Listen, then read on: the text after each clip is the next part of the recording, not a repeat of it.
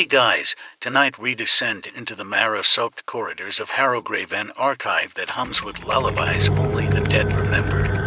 The air's thick with mildew and unspoken bargains. Books line the shelves in impossible directions, some backwards, others inside out. You can hear children laughing far below, though there haven't been children here in centuries unless you count the bones. You'll want to stay close. The shadows know who's new. And they love introductions, so before you get comfortable, take a moment to like the video and subscribe, but only if you genuinely enjoy what I do here. Also, post where you're watching from and what time it is. We like to keep track. Now, dim the lights. Maybe turn on a fan for that soft background hum, and let's ease into tonight's journey together.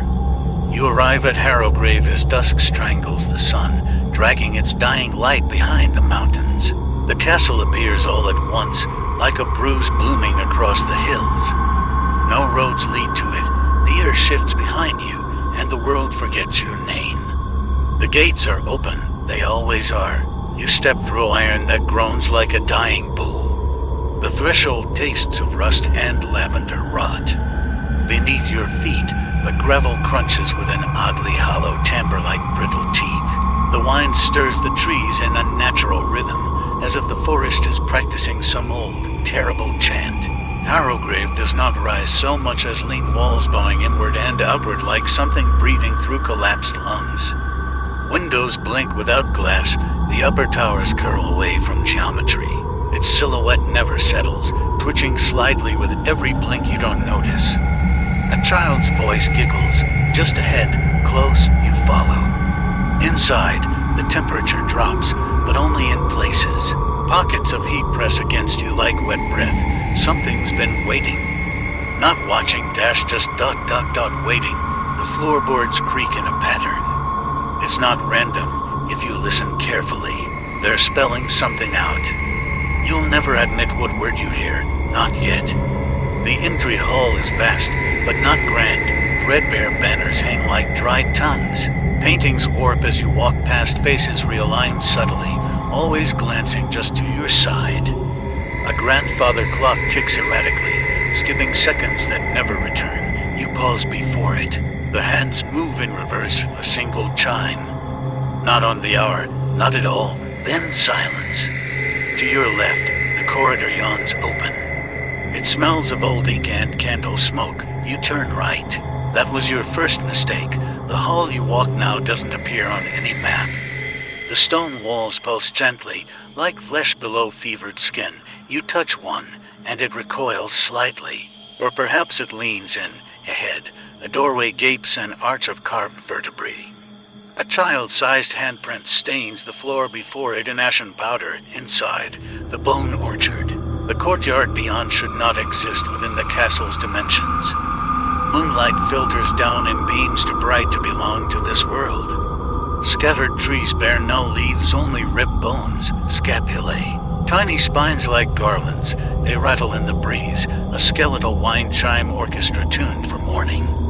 You see them now, the children, or what's left of them. They move between the trees in perfect silence, faces turned away, limbs too long for their bodies. One crouches beside a tree, drawing in the dirt with a femur. Another sways on a noose of braided hair from a low-hanging jawbone.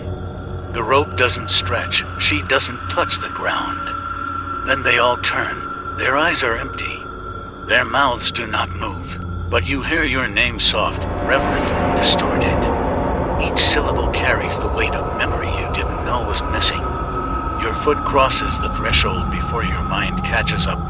too late. The orchard welcomes you. You move among the trees, trying not to disturb the marrow-laced soil. A low hum rises from the earth, like distant chanting beneath the crust. The trees begin to tilt in your direction, leaning forward on brittle knees of root and cartilage. They smell of grave dirt and milk. Something brushes your ankle. You look down. A doll, no. A child, its face stitched crudely, eyes replaced with polished obsidian beads. It offers you a bone, one of your ribs. You recognize the fracture from an injury you had at 12. You do not take it. Another mistake. A branch creaks above you. You glance up. Someone has carved words into the tree bark. Not with a knife something to thee, the letters drip slightly. We're not forgotten. Behind you, the children resume their play. You try to speak, your throat is full of ash. The shadows here are too long. They stretch in loops, returning to themselves. You watch one child's silhouette detach, crawl up a tree, and vanish into the moon. The orchard has rules. You haven't learned them yet. You back away. Every step takes longer than the last. Like the ground resents letting you go, one child watches from a tree stump, swinging legs that don't connect to feet. He whispers a phrase in a language your brain bruises trying to remember. The castle shifts behind you. The corridor's gone. Now, there's only a spiral stair curling downward. Where the railing should be, vertebrae click softly. You descend. You are inside Harrowgrave now. You always were. You descend the spiral stair, each step smaller than the last. The bones of the railing grow warmer the deeper you go, and they pulse faintly like something inside them still dreams. There is no light, yet you see, not with your eyes. The air here is thick, syrupy, slow. It clings to your thoughts like cobwebs made from memory. Sounds are different now, your heartbeat louder, your breath slower, your footsteps echoing as if walking backward in time. When you reach the bottom, you do not recall climbing down. You stand before a door now, a mouth. It gapes within the wall, ringed in flaking plaster and stitched leather. Like lips stretched wide, the hinge is cartilage. The handle, a knuckle, you hesitate. The mouth opens wider, you step through. Inside, a room of cribs, dozens. Maybe more, stretching into a space that seems both infinite and claustrophobically small. Each crib is different, some carved from dark, rotting wood. Others made of bone, rope, or once mirrors. All of them rock, gently, synchronously. None are empty. Inside each lies a thing shaped like a child, but not quite. You try not to stare. But one crib stands out, not because it moves, but because it doesn't. Its rocking is perfectly still. The cradle is carved from blackened oak, its legs bound and pages torn from what must have been a prayer book. The text is in a language that drips off the page as you look at it, forming symbols on the floor that crawl like insects. The tag hangs from the side. Your name is written on it. In your handwriting, the moment you reach toward it, a figure steps between you and the crib. You didn't hear her approach. She stands barefoot, dressed in a gown of moth wings and candle soot. Her eyes are missing, or perhaps closed. Where her mouth should be is a seam, stitched carefully shut with red thread. She smells of lavender rot. In one hand, she carries a lantern. In the other, a book. You recognize both. They belong to your childhood, but in dreams you forgot to have. She tilts her head, not in greeting, in warning. She opens the book. The pages turn themselves. Then stop. You try to read, but the letters float, rearranging with your heartbeat. Finally, they settle. Welcome back. The woman does not speak, but her presence is thick with command. You kneel. It's not submission. It's instinct. She places the book in your lap. Its cover breathes. Then, with 2 fingers, she touches your temples. Darkness floods your vision, but not blindness, more like closing your eyes inside a memory. The nursery vanishes. You are elsewhere. You stand in a library that bleeds at the seams. Shelves loom above like the ribs of some ancient god's ribcage. Books groan under their own weight. Some breathe softly, others twitch. You are not alone. The air buzzes. Whispers crawl between aisles and down the center, lit by green fireflies trapped in jars. She walks. The librarian. She is tall and thin and moves like a question never answered. Her robes are stitched from the spines of unwanted books. Her fingers click like typewriter keys. But it's her face that roots you in place. She has no eyes, only 2 empty sockets from which letters spill, tumbling down her cheeks, dripping in alphabets you almost remember. She stops before you. Her mouth does not move, yet you hear.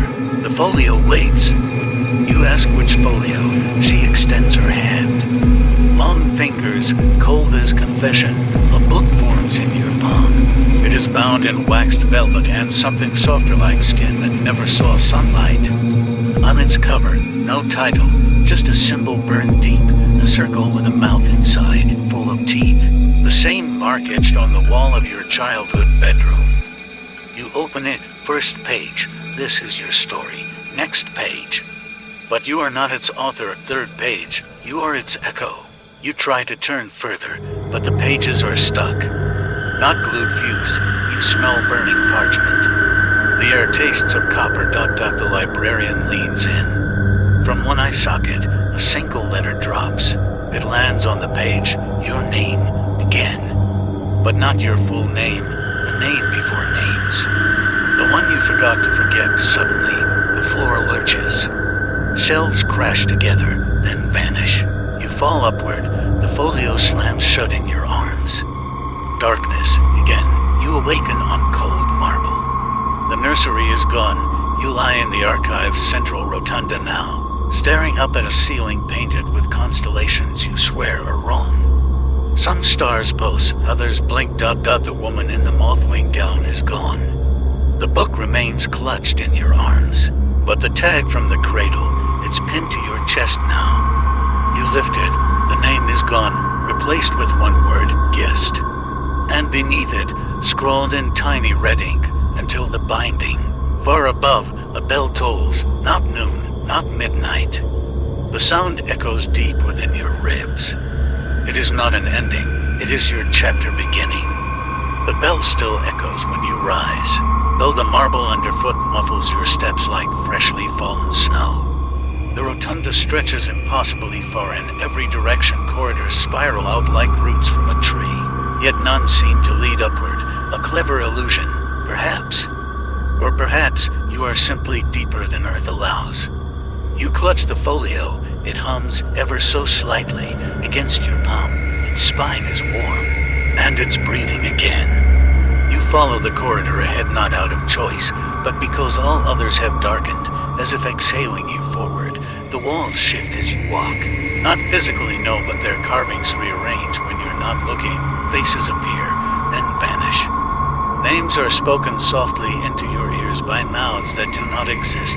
You pass a statue. It's of a child, but grotesquely elongated. The face is veiled in wax. One hand clutches a bouquet of ribs. The plaque beneath reads, "Let the lost play a while." You walk faster. Behind you, the statue creaks. You enter a chamber that smells of silver polish and burnt milk. A long hall, hung with portraits of dozens of them. They line either side of the passage, their painted eyes to alert. Some blink. One weeps a thin stream of ink that pools on the frame and vanishes before touching the floor. You do not recognize any of the faces, and yet one of them wears your expression. Just slightly wrong, too much hunger in the smile. A tilt to the head as though listening to a joke no one else heard. You pause before it. A small brass plaque bears no name, only a symbol. 3 fingers pointing inward. The painting's eyes track you. And then, for one awful breath, the portrait inhales. You step back just in time. The frame warps inward, as if the canvas lunged toward you. It freezes mid-motion. You move on. The next corridor is narrower, choked with hanging charms, dried teeth, bird bones, and tiny vellum scrolls sewn shut with wire. They brush your shoulders as you pass, whispering in fractured tongues. One chant repeats, "Do not forget your forgetting." At the end, a door awaits, old, wood-worn smooth by centuries of sorrow. You do not knock. You are not meant to. It opens inward on its own. Inside, a study, dustless, sterile, wrong. It looks ordinary, except for the shadows. They linger too long at the edges. And the books, hundreds of them, shelved in perfect rows. But none have titles, just long vertical scars where words used to be. A man stands behind the desk. He wears an archivist's robe, black, trimmed in bone-colored lace. His face is wrapped in parchment, eyes covered by lenses dark as morning glass. Around his neck, a chain of shrunken hands. He gestures you forward with a single bony finger. You obey. He speaks, and it feels like pages tearing inside your ears. Your folio requires a tether. He slides a single quill across the desk. The nib is a fang. The inkpot smells of salted grief. Write what you fear most. You do not ask why, you know. The folio opens in your lap without command to a blank page that glistens faintly, waiting. You hesitate, then begin. The words pour out not in your handwriting, but in that same unearthly script from before. You recognize nothing, yet understand everything. Each symbol carves a deeper hole in your chest. You write of the thing behind your mirror as a child, the mouth beneath your bed that breathed when you slept, the hollow in your memory where your sister should have been. The quill does not run dry. The inkpot, however, empties, but your hand keeps writing. The archivist nods once solemnly, then removes his glasses. Where his eyes should be, two tiny mouths open. They whisper your fear back to you verbatim, and then they bite. You wake up screaming. But no sound comes. You're in another room now. A chapel of sorts, long abandoned, pews rot in symmetrical disobedience. Stained glass windows show no saints, only scenes of bindings, mouths stitched shut, children cradling forms. The altar is a slab of bone. A book lies open upon it, your folio. A new page has been added, written in your blood. You can't read the words, but the picture shows your face aged, mouthless, held between the black-gloved hands. Beneath it, a single line, written backward. You remember forgetting. The chapel door creaks open behind you. Wind rushes in. It smells of feathers and ash. And something crying. You turn. A procession approaches slow, silent, hooded. Each figure carries a candle made of vertebrae. Their flames are violet. One by one, they kneel in the pews around you. The last to arrive is the tallest Dot. She wears a veil made of ink. Her hands are gloved in scripture. She removes your folio from the altar without asking ... and speaks. Not aloud, but through the walls, the bones, the shadows. Her voice seeps into your pores. The binding begins. The candles extinguish all at once, and so you descend again, deeper. Still deeper, the pages of your life flutter behind you. But the folio stays shut. It's not time yet, not yet. Your breath fogs in the silence, though the air is neither warm nor cold. There is no temperature here, only the taste of old parchment and regret. The stairs spiral downward, yet the steps are slick with what might once have been tears. You descend without counting. There is no end in sight. Only more walls carved with symbols you now have recognized, things you should not, by any sane measure, be able to recall. But then, sanity fled the moment the folio opened for you. Something shifts behind you. Not a noise, not a breeze, a subtraction. A presence gone that you hadn't known was there. You do not look back. The stair empties into a small antechamber, choked with vine-like cords of dried hair. It tangles from the ceiling like curtains in a child's sick room. The floor beneath is tiled in black onyx, every square etched with a different rune. The moment your foot touches down, the tiles thrum. One lights up, then another, then all. The chamber sings, no tune, just a wordless hum that enters your teeth and claws at the roots.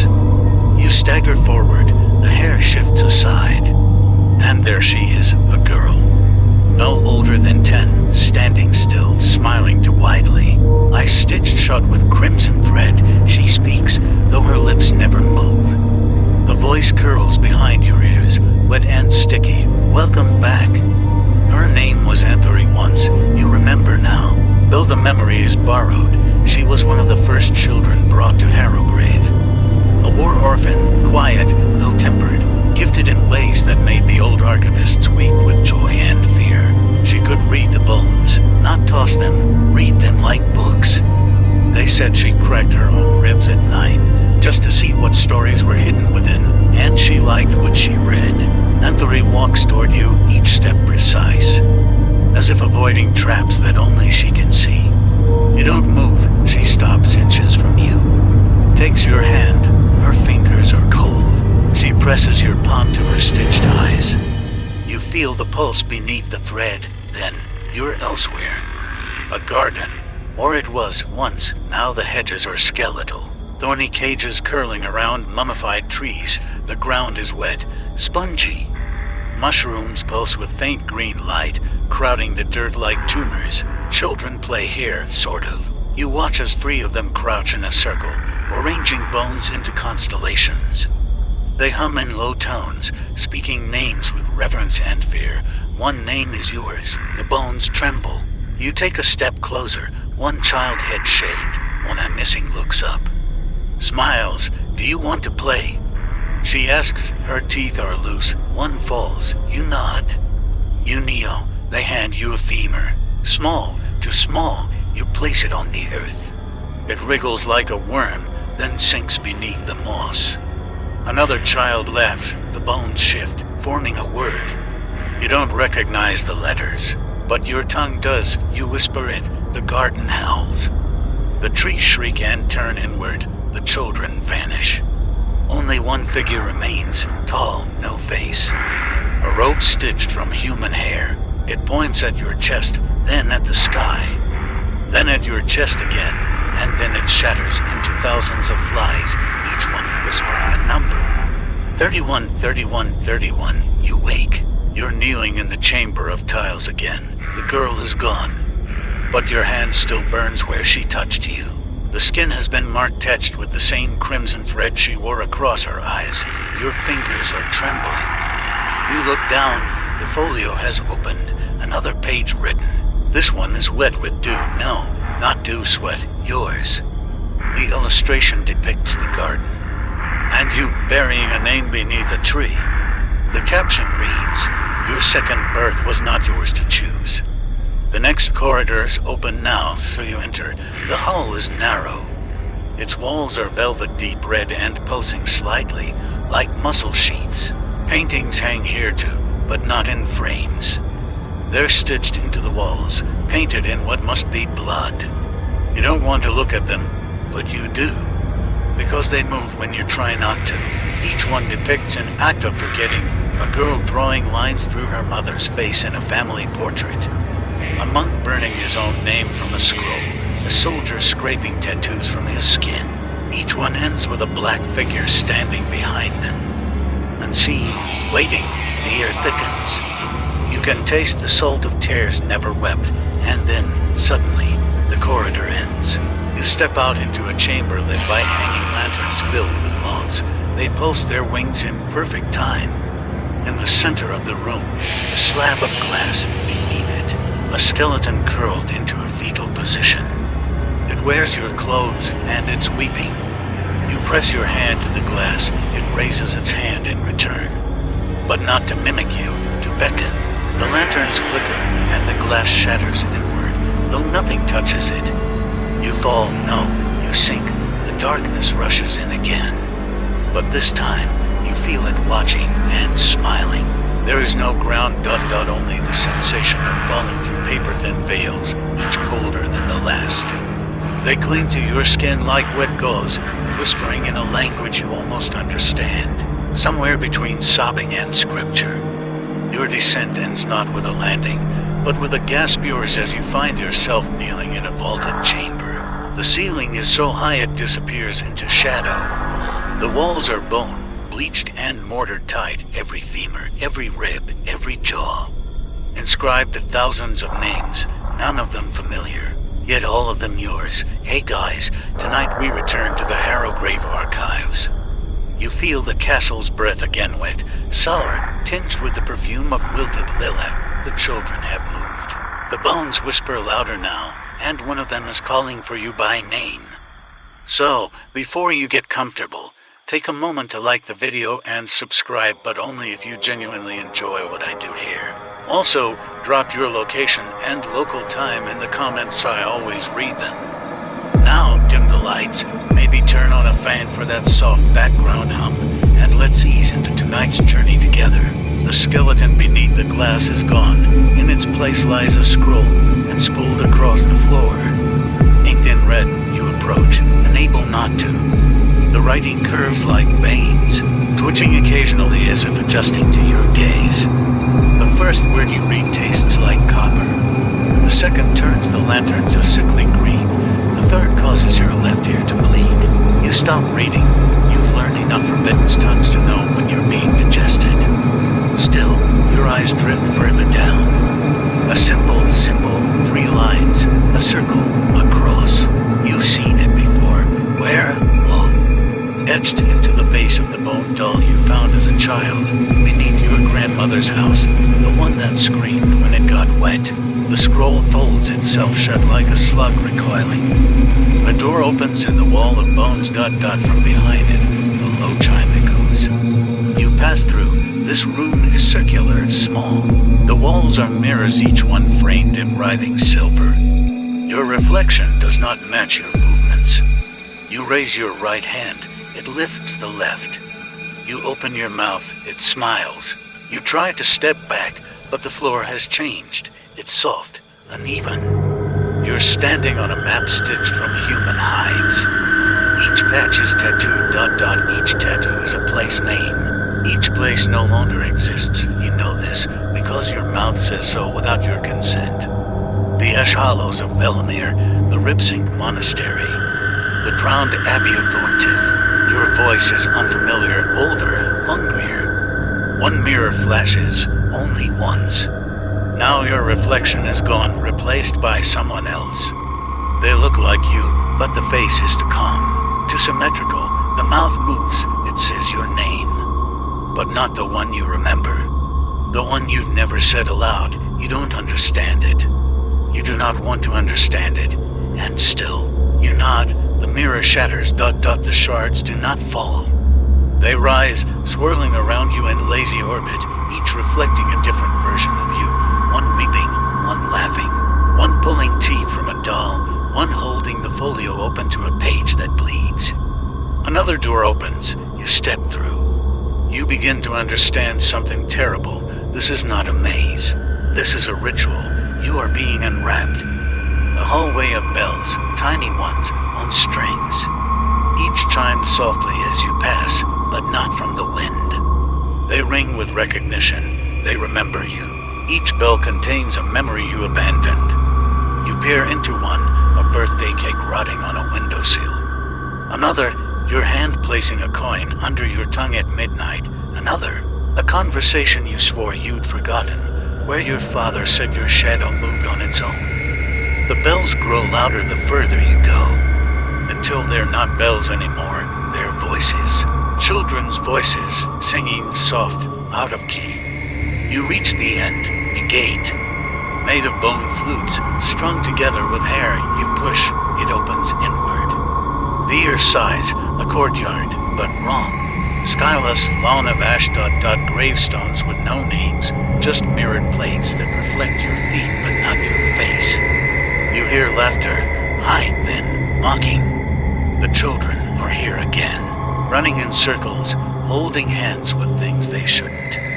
One holds a man's severed hand like a balloon string. Another rides a rocking horse that grows teeth with every bounce.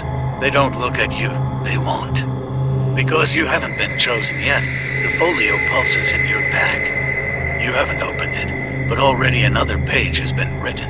It's hot. You pull it out. This page is blank, except for a thumbprint, yours.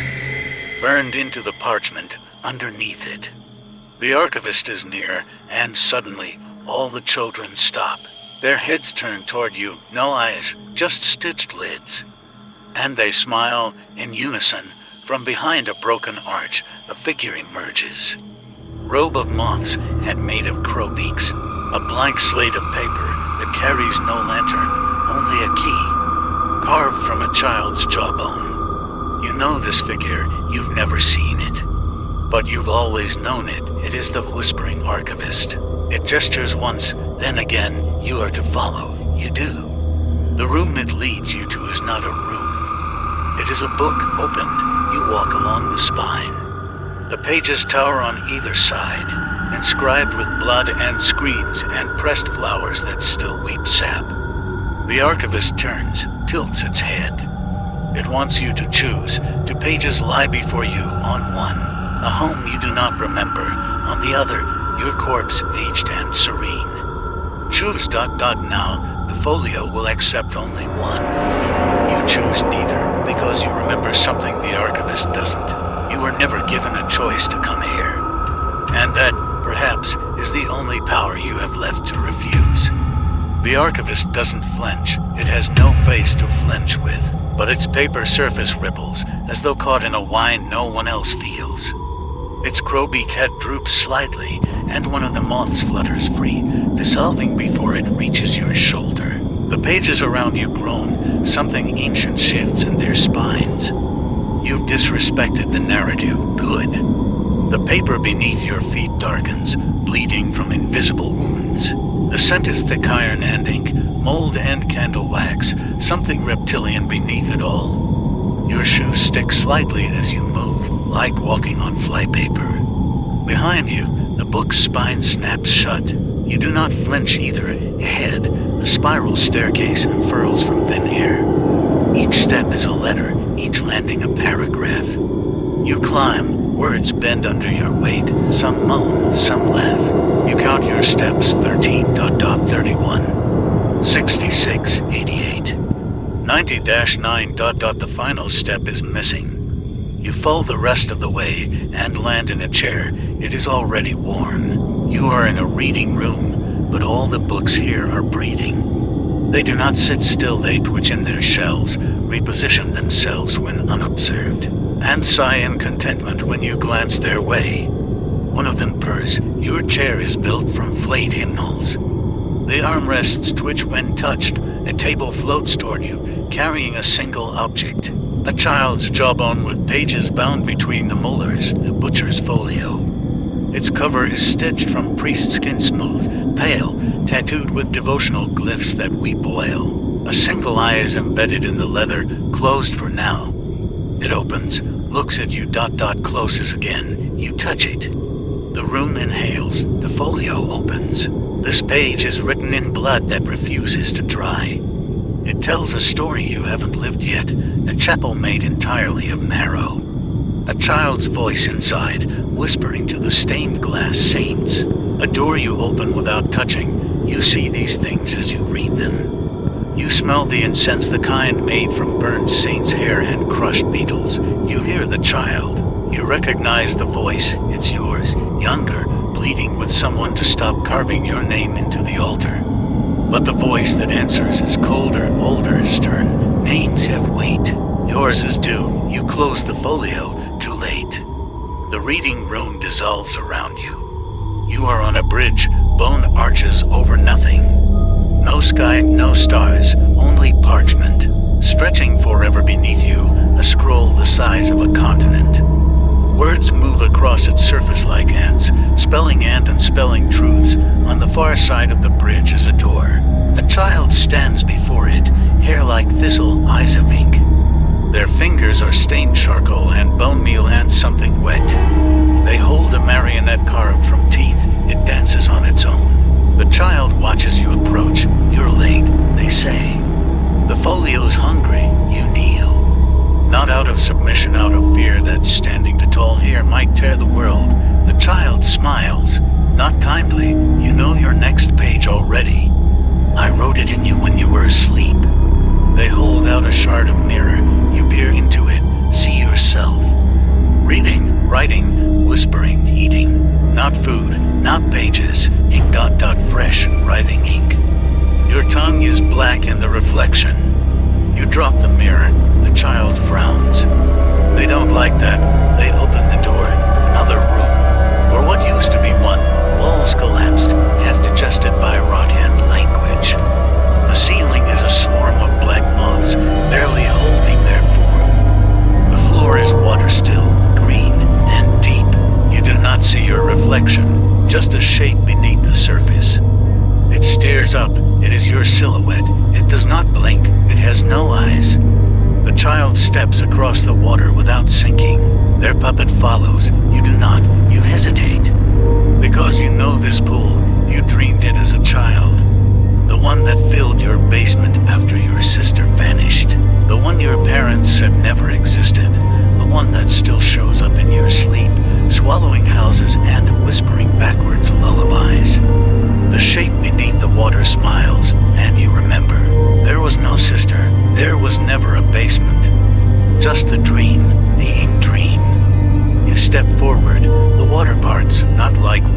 like skin. It peels, groaning, letting you descend. The child is already gone, but their puppet waits, it points. The shape beneath the water rises. It is still you, but now it has your voice. And it says your name, not your real name. Your title, Librarian of Regrets. You scream, nothing escapes, only paper. Soggy, ink-smeared, and written in your handwriting, you awaken standing somewhere else. Your feet are planted in a circle of rust. Not blood rust, it smells like coins and betrayal. The room is lit by chandeliers of preserved tongues, each one engraved with the same word in different dialects. Repent, you do not, your tongue stays still. A choir begins to sing behind the walls, low, beautiful, discordant. The folio turns another page without your touch. This one is blank ... until your veins crawl. Letters emerge on your skin, they sting. They do not ask, they declare. You will forget your reflection before you forget the archives. You do not argue, because you have already forgotten what mirrors look like. And now you remember the taste of vellum. You remember how it feels to be bound. To be read, to be rewritten. You sit. Because you've just realized your story has begun to loop. And the loop is tightening around your throat. The noose is not made of rope, it's made of words. Tight, precise, barbed with footnotes, they curl around your throat not like a serpent, but like an editor cutting out the unnecessary, the extraneous, defiant. You gasp, and a citation spills from your mouth in a tongue you never learned but now understand. It references your birth, revised to omit joy. You try to breathe. The air is thick with erasures.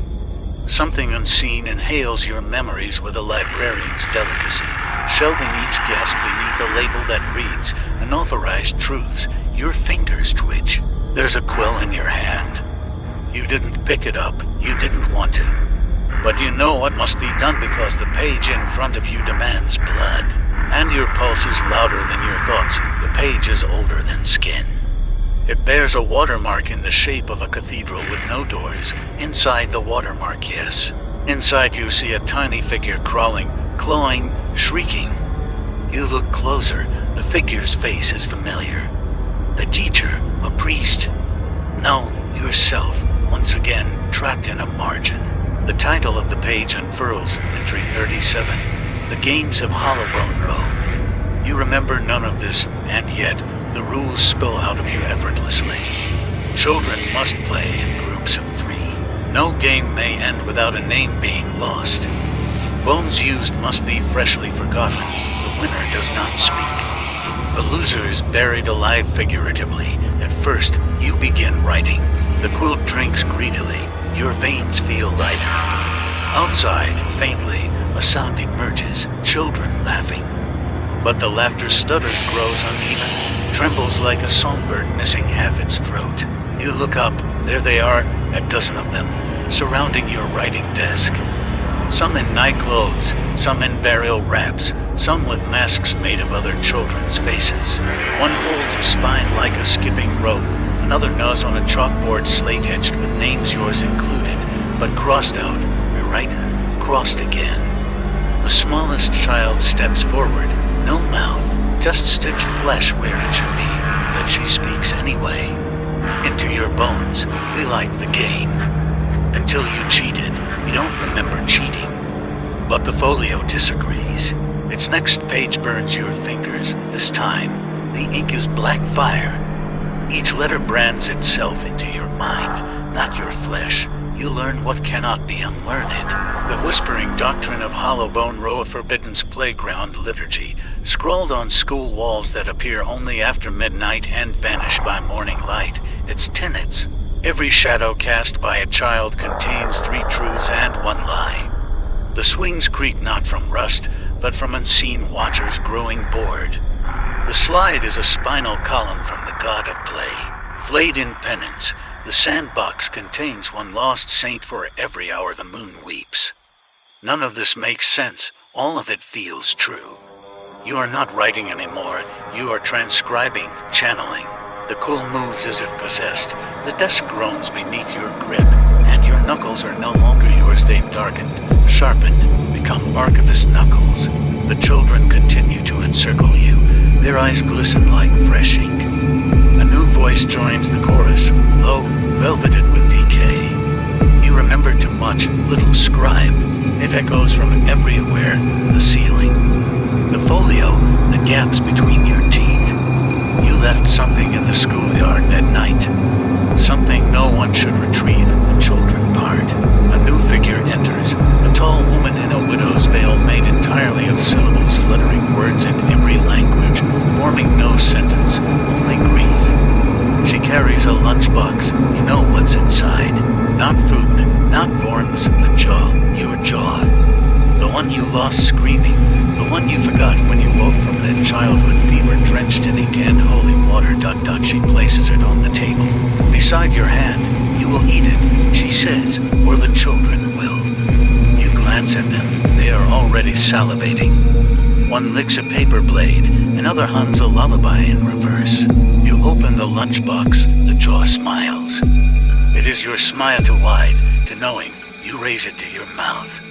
And taste your own silence, the room collapses. You do not fall, you descend. The floor becomes a spiral of discarded teeth, each step a memory you buried. You walk carefully, because one misstep here will make you remember everything, and some things are best left lost. Like the time you opened a closet and found a girl made of index cards sobbing ink.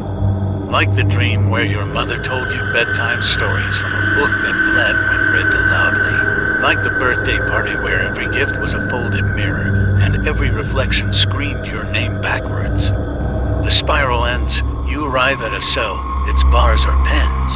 Its occupant is a child made of wax. They look up, they are you, they hold a note, it says, "The archive forgot me, you must remember." They hand you a candle, you do not light it. You place it in your mouth, bite down, swallow.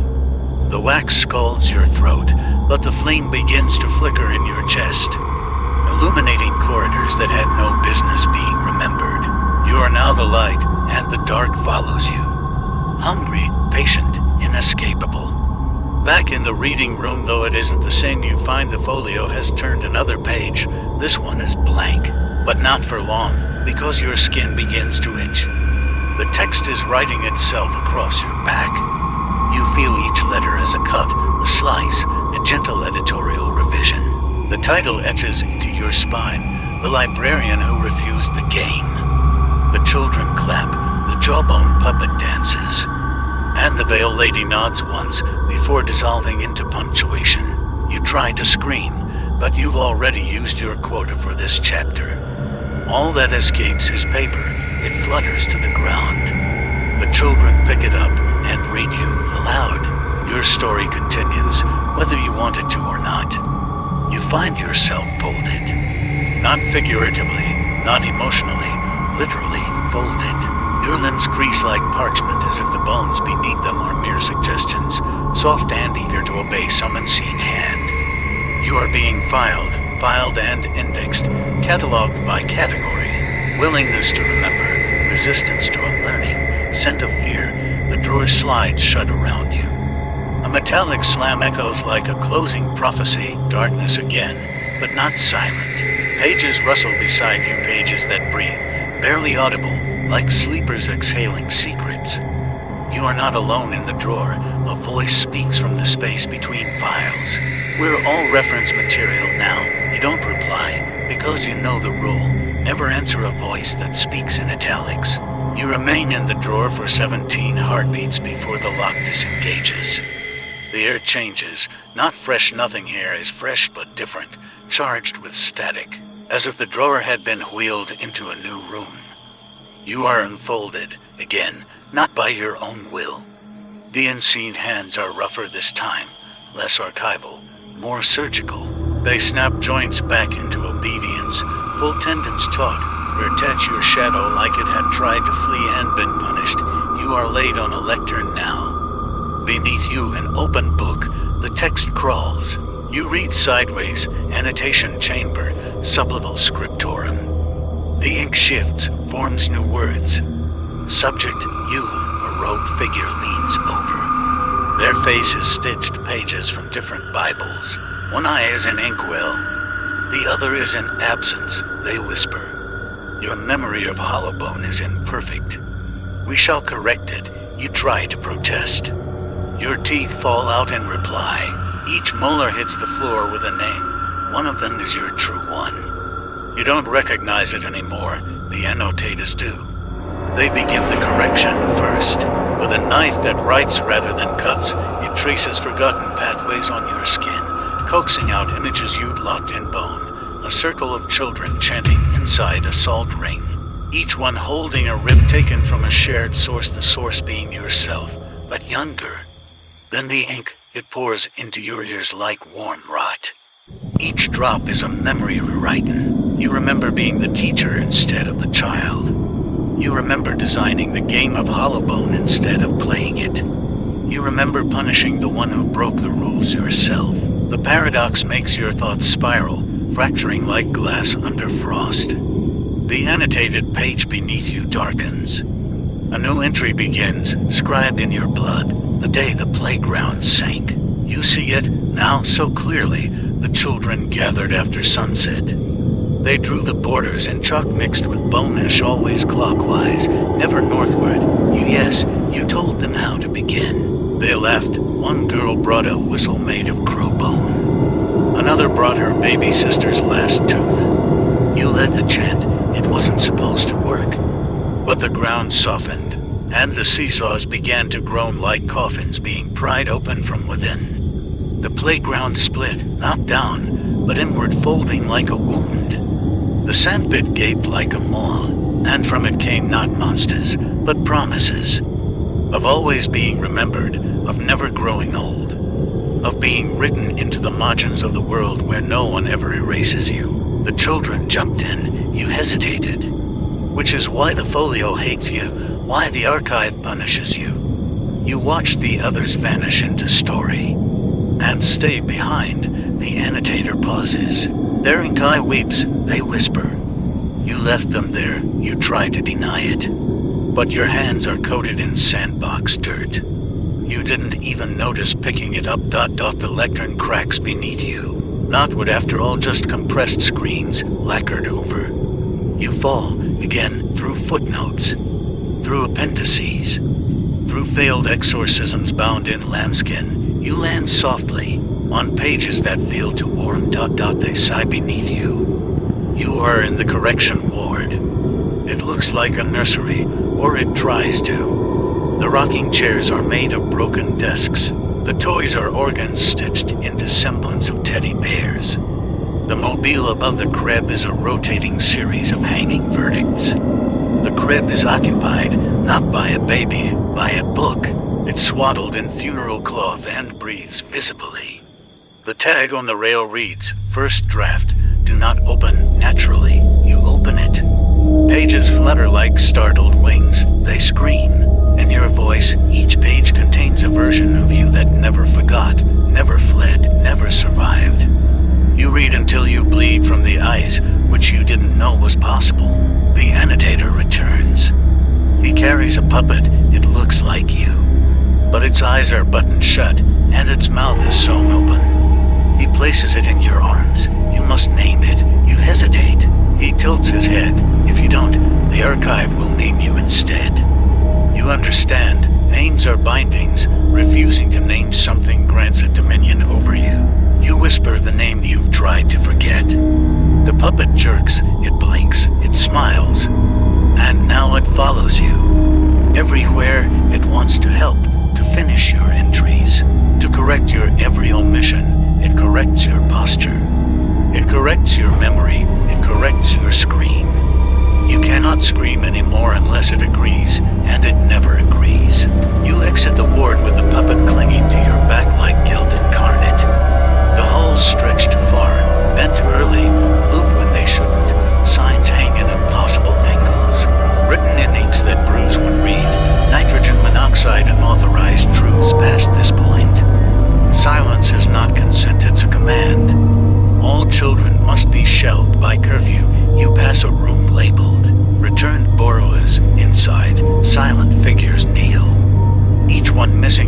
part of their body, tongue, heart, shadow, but their hands remain intact because they still write, even now, even without names, even without souls.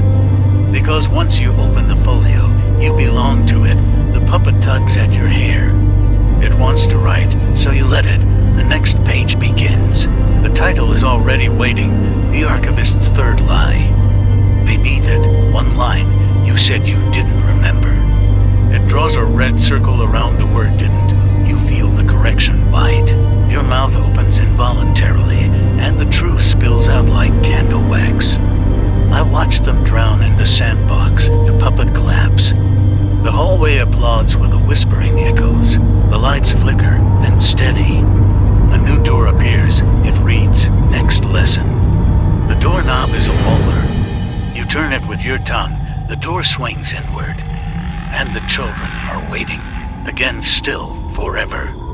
You step through, and the scent hits first. Old milk and damp wool. The unmistakable perfume of nap time and mildew-soaked innocence, the kind of scent that clings, makes your nostrils ache with half-buried memories, graham crackers, juice boxes, the iron bite of a skinned neon asphalt. The children are still there, yes, but wrong now. Wrong in the way portraits are wrong when they blink. They sit in a circle, ringed around a fire that burns without flame. The smoke rises in pages, each wisp an entry, each curl a regret. They sing, no melody, no lyrics, just syllables, syncopated like an incantation filtered through forgotten nursery rhymes. One child claps offbeat. Their hands are covered in chalk sigils. One hand is missing a thumb. The thumb lies on a small altar made from lunchboxes and rib bones. You are not asked to join. You are expected. The puppet on your back writhes, happy. It hisses in your ear. They kept your seat warm, and they did. There's a gap in the circle exactly your shape. Down to the twitch in your left knee, you sit. You don't choose to. You don't resist either. The floor tilts subtly until sitting is inevitable. The child to your right turns. Her eyes are buttons stitched in with hair. She whispers, do you remember show and tell? You nod, because you do, because you must. You stand up, knees creaking like rotted wood. Your fingers open the little bag around your neck. You don't remember placing it there, but it's always been there, inside, your contribution. Show and tell, you hold it up, the room gasps, ... so do you. Because what you're holding is your own larynx, blackened at the tips. Like it's been burned by son, the annotators clap from the shadows. One of them jots something down with a quill made of your hair. The child murmurs. He brought a voice, another sighs. He's trying. The puppet takes your hand. It writes across your palm, sing. You try. No words come, only ink, black and slow. It drips from your lips like slow confession, staining your chest, your knees, the floor. The circle drinks it in. Each child leans forward, mouth open, letting the ink touch their tongue. They hum, a new song begins, and in it your name. Not your real one, no. The one the archive gave you, Forgotten Son. A title, a sentence, a curse, the children repeat it like a hymn. Forgotten son, forgotten son, forgotten son. You feel your bones react to the cadence. They itch, they twist. The puppet howls in joy, its limbs fusing more tightly with yours. It is no longer clinging, it is nesting. Spinal roots burrow into your back. Its thread becomes nerve. Its glass eyes blink in tandem with yours. It corrects your slouch. You sit up straighter. Straighter than you ever have. One child hands you a book. Small, leather-wrapped ... still warm. You open it. Inside, a single phrase on repeat, etched in looping script. You let us fall. You try to shut it. The book shrieks, a tongue lashed out from between the pages. It licks your pupils. Someone knocks, 3 taps. Measured, formal, the room goes still. Even the fire pauses. Caught mid-flicker, the children turn as one, so do you. The door you came through no longer exists. Now, there is only one exit, a trapdoor beneath the chalk ring. The child with the messing thumb gestures. It's recess, they grin, their teeth are not teeth anymore. Just lines of scribbled text where enamel used to be. You do not ask where the trapdoor leads. You already know. You helped build it. Descent is easy to easy. The ladder is flesh. Your own, stretched thin. Each rung pulses. Each pulse is a heartbeat you abandoned. You climb anyway. The puppet whispers a lullaby with no rhythm. It's meant to calm you, it doesn't. At the bottom, a playground, but deeper, sunken, tilted. The merry-go-round spins with no riders. The swings hang low, dragging fingers through ash. The slide ends in a pit of torn report cards and phrenology diagrams. This is where the game of Hollowbone ended. You see the chalk outline of the final circle, faint but real. In its center, a hole, not big, not wide. Just deep, you approach. The puppet tenses. It doesn't want to go back in. It whimpers. It remembers this place. You kneel, the hole breathes. It smells like sermons. You hear them before you see them. The instructors, not teachers, never teachers. These things teach nothing. They extract. Their faces are blank diplomas.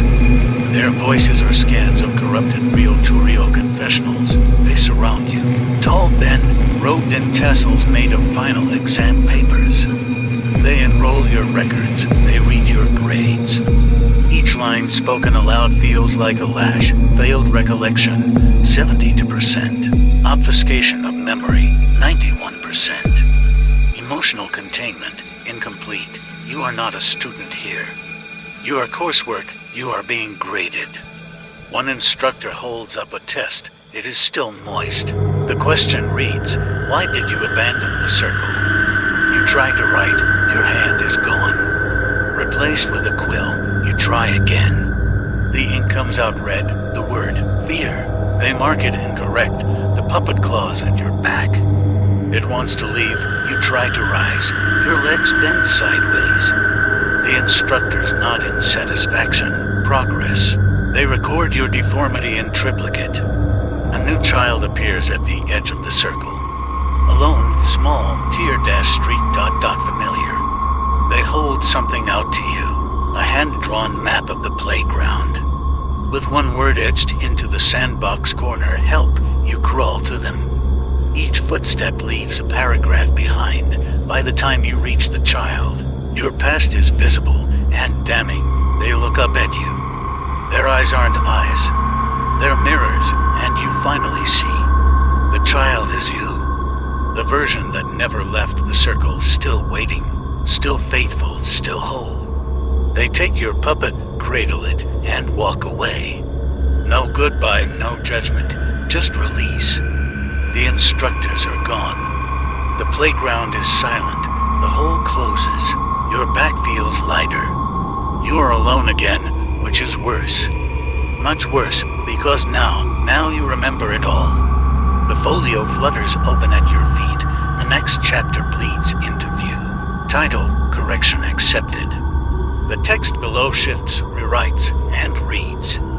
Let us proceed to the errata. You don't move, the page turns itself, and drags your shadow with it. The errata begins, as all cursed things do, with a whisper that is also a scream. Your shadow resists, it claws at the threshold. But the page, now more wound than parchment, drinks it, and like spilled ink, you are left behind, but not alone. Because now the room is filled with reflections, not mirrors, not glass. These are shivering slivers of memory, propped up like headstones, each one flickering with scenes you'd rather forget. You try not to look, naturally, you do. There you are, age 9, sneaking into the headmaster's study, fingers greasy with stolen candy and stolen intention. There's the moment you opened the wrong drawer and saw something that made your mouth dry for a week. A jawbone with teeth engraved in runes, a note pinned to it, do not lend again. You blink, the image shifts, another you older, hunched over a desk scrawled with ink that moves even when your pen lifts. Words you didn't write, a page that sings. The melody has no key, just consequence. You don't remember what it cost. but you do remember waking up with someone else's name carved into your chest. You still don't know whose. You touch your sternum now. It's warm, the name is glowing, it reads Substitute. You sigh, of course it does. Behind you, the folio's page furls upward like a waiting tongue. A new passage unfolds. You see a map, but not one made of paper. This one's made of scars. Stretched skin nailed into the walls, etched with ink that pulses to your heartbeat. It's a layout of the archive. Only this time, it's different. Rooms you haven't yet seen. The binding ward, the spine vault, the index of breaths, and worse, the coral ossuary. You blinked along at that last one and the skin map grins. The rooms rearrange themselves slightly. You realize they are moving according to your breath. You stop breathing. The map pauses. You inhale. The vaults shift again. The archive isn't just alive. It's aware and hungry. A door opens behind you. No, not a door frame. The door itself is made of vertebrae, human, child-sized, still twitching. It swings open with a wet, friendly click. Inside, shelves. Endless, but no books, only tongues, each labeled. Each pierced through the middle and nailed to polished oak. You don't want to walk forward. But your feet remember how the puppet is gone. Yes, but its habits linger in your muscle memory. Each tongue whispers something as you pass. One says your mother's lullaby, but reversed. Another sighs, should have burned the letter. A third merely moans, she's still in the walls. You stop at a crimson tongue, larger than the rest. Its label is written in gold flake. The foundling's rebuttal, you lean in. It licks your ear and says she lied. That's all, but it's enough. You stagger back. The tongues twitch in unison, a slow applause. Somewhere, a bell tolls backward. You are expected in the next room. You pass into the binding ward. The smell is glue, blood glue, vellum glue. The kind made from memory and disobedience.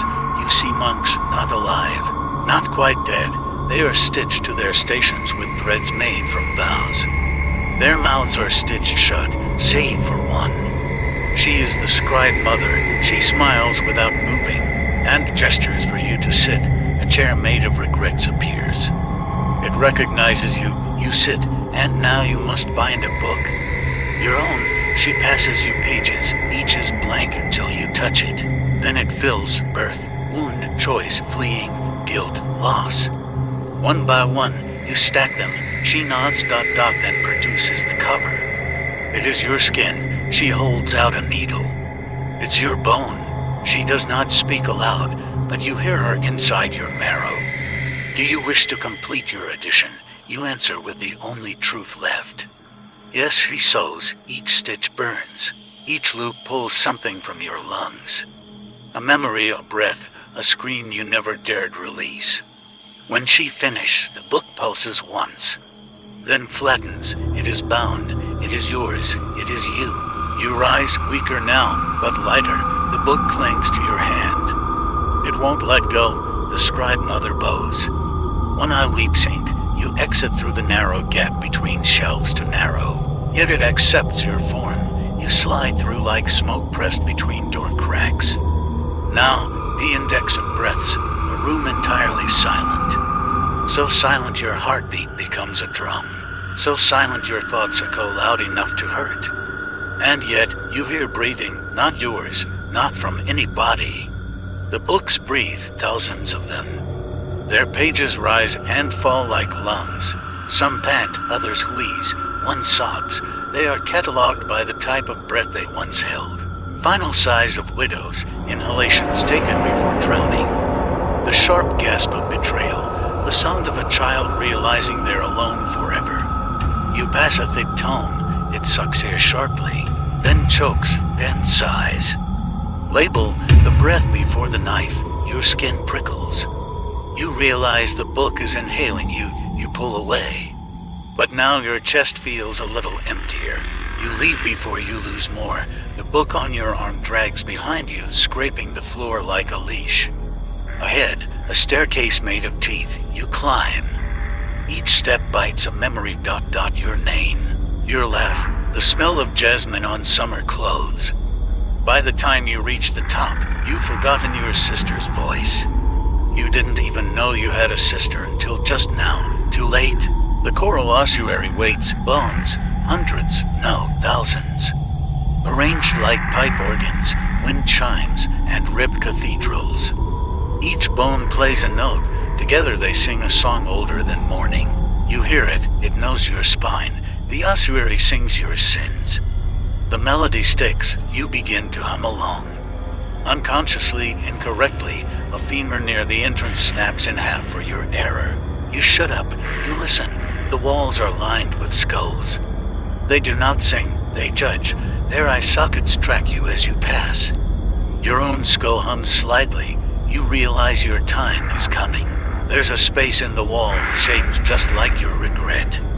And above it, the carving reads, reserved for recantation. You don't know what you must recant, but you feel it in your teeth. It's close, it's next. The folio reappears in your hands. It is heavier now, more alive. It opens. The chapter heading reads, witness the restitching.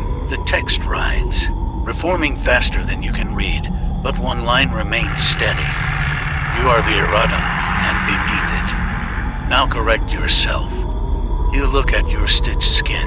It starts to come undone. The thread pulses and waits. The first stitch unravels like a screen you buried too well. Your skin sighs apart, page by living page.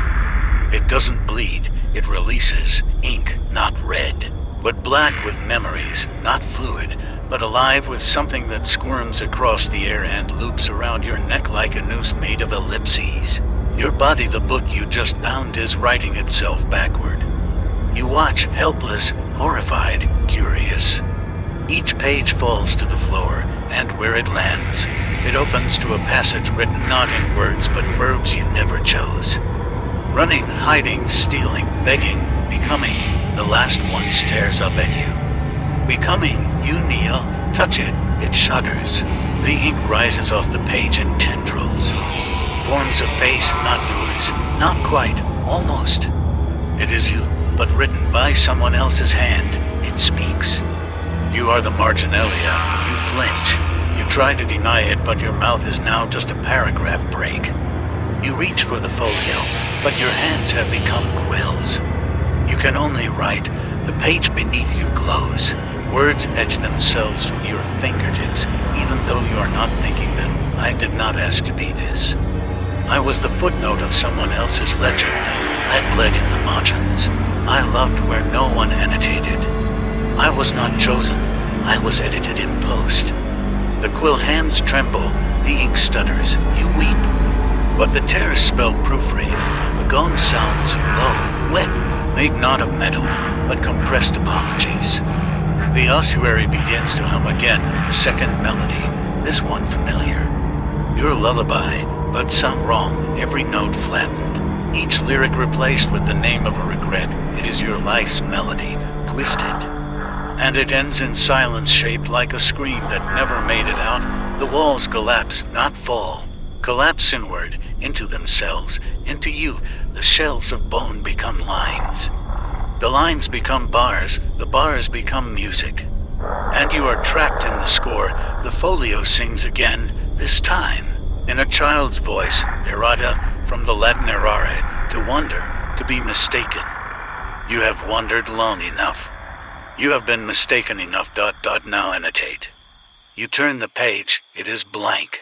It waits, not for ink. Not for explanation, but for permission. You hesitate, then you nod. It begins writing itself in your breath. Not air, not spirit, just what's left. The folio begins to flicker. Pages flutter, windless, but insistent. The index of breaths wheezes its approval. The scribe mother's stitched twins hiss a final benediction. Even the puppet you burned returns, but only as a shadow. It bows, you nod. One last passage remains. You reach it. Your hands are now whole again, your skin unreadable. You flip to the final page. The paper is flesh. It reads, this is your final revision. One page,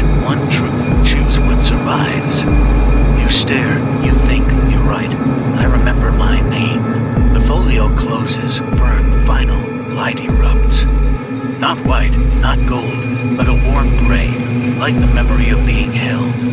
You are lifted, gently, pages fall like feathers around you, each one humming a note of your song. Not the twisted one, not the original. A new one, yours. The archive begins to recede. Shelves fold back into roots, staircases into veins. The errata seals itself in your chest. You exhale. The ink leaves you. You are only breath again, and breath is enough. You wake, not in your bed, not in a world you know, but outside the archive. With the folio in your lap, it is blank, waiting. Not cursed, not blessed, just true. You look up. The sky has no punctuation. You smile, and begin writing again, this time on your own terms. This time, not as a mistake, but as the author. The candle you forgot to light tonight has already melted. It drips across the stone floor in a shape not quite random. Some might call it a map, others a warning. You know better. It's a route. A path to the children. They are not hiding anymore. They are playing, and they are playing with names. You can hear them, even now, not laughing, reciting. They chant names you never gave them, but which still taste of you. Their voices rise and fall like a wind through a mausoleum full of open caskets. Each name they whisper is a lock opening in your memory. You remember the door behind the furnace. You remember the bone latch. You remember the key made from your old teacher's finger. The one you snapped off when he lied about what was buried beneath the ossuary. That finger, it's back in your hand now, still warm, still accusatory. The children giggle again, not because they're happy, but because the finger's pointing, not at you, behind you. You don't turn, not yet. The air behind you has changed. It carries the sweet rot of nursery decay, the scent of dreams still long preserved. You do not turn because you know the rules of the archive. If you turn toward what remembers you, it remembers harder.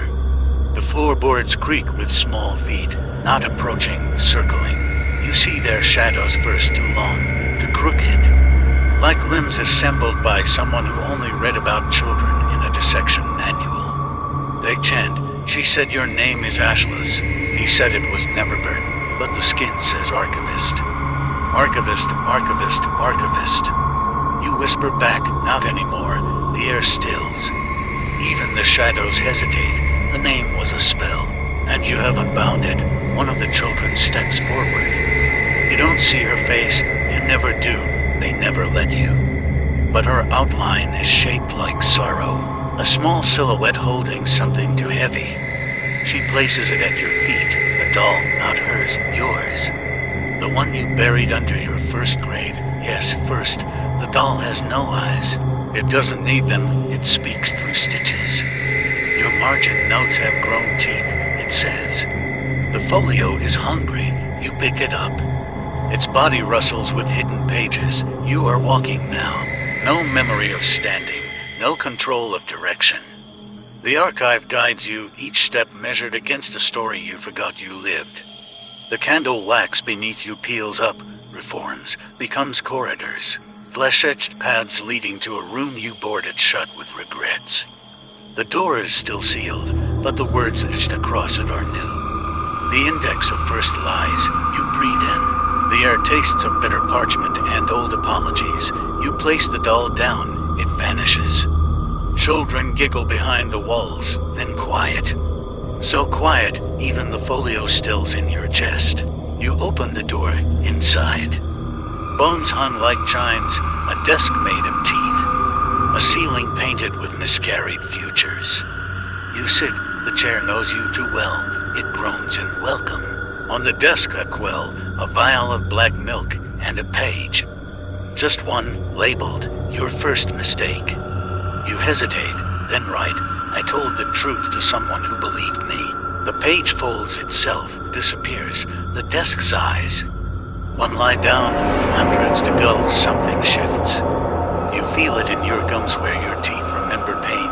The children are closer now. They hum, they are making a new game. You listen, they sing. Every archivist is made from what they omit. Every archivist was once a child who never fed, whose truths were sharp. whose hands were red, who whispered back to things long dead. You want to weep, but your tears would blur the ink. Instead, you pick up the quill. It writhes. You begin listing, not sins, not regrets, just omissions. What you never said, what you didn't burn, what you let survive. With each line, a light dims in the room, until the only illumination comes from the folio in your chest. Its glow pulses in rhythm with your breathing, or is it the children's? You look up, they're here, all around the desk, faces stitched shut with smiles. Hands full of pages, they offer them to you. You take one, it reads, "This one remembers being you." You take another, "This one forgot how to die." You do not speak, they do not ask. They simply begin building, stacking the pages around you, constructing something. Not a coffin, a stage, they've chosen you. Not to perform, to testify. You realize this too late. You are standing before a tribunal of names you erased. Each page is a face, each whisper is a verdict. You open your mouth, the only thing that comes out is, "I remember," and from the back of the room, a voice replies. Then you are guilty. You do not argue with the verdict. It hangs in the air like frost, delicate but absolute.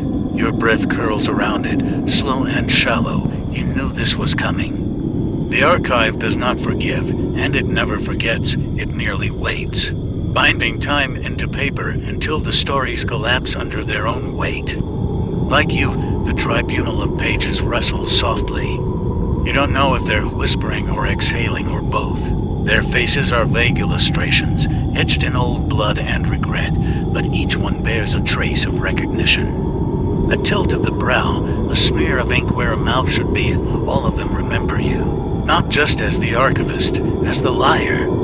Their judge rises a tall silhouette with no spine, yet perfectly upright. Its robe is stitched from rejected chapters.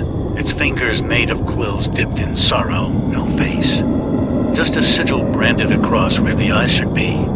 The Black Sun, of course, the first censor. The one who shut the mouths of prophets and erased the names of those who dreamt in flame.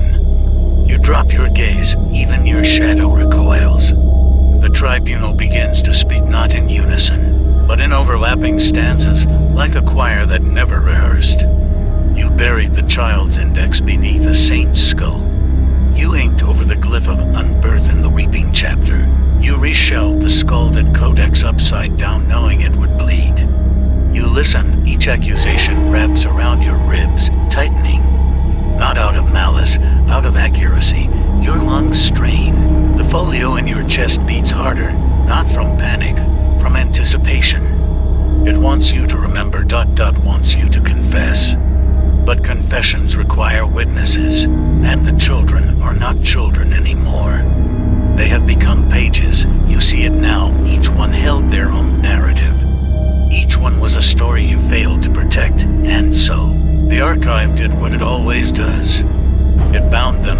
The cold hand lifts your chin. No body behind it, just the sensation of expectation. You open your mouth, your teeth fall out. Each one lands on the tribunal's table and cracks open like eggs. Inside each, a fragment of memory, the girl you silenced because her lullaby summoned fire. The boy who mapped dreams until his eyes turned into compasses. The twin brothers who could speak the names of God's backward dance, so were deemed too dangerous to catalog. All of them. Your failures. The judge leans in. Its presence fills your head with the scent of candle wax and cremated manuscripts. Then it asks, "Do you repent?" It's not a question. It's a test of voice. You say nothing, not out of defiance. But because the words are still forming, you are not ready, not yet. Instead, you whisper the name of the room. Index of first lies, the walls shiver. You hear something beneath the floorboards, breathing, hungry. The tribunal leans back. A page flips itself and lands on your chest, burns slightly. Not with fire, but with recognition. It reads, "He cataloged pain in alphabetical order. When he reached his own name, he stopped." You trace the ink. It feels wet, fresh, yours. The children, those who haven't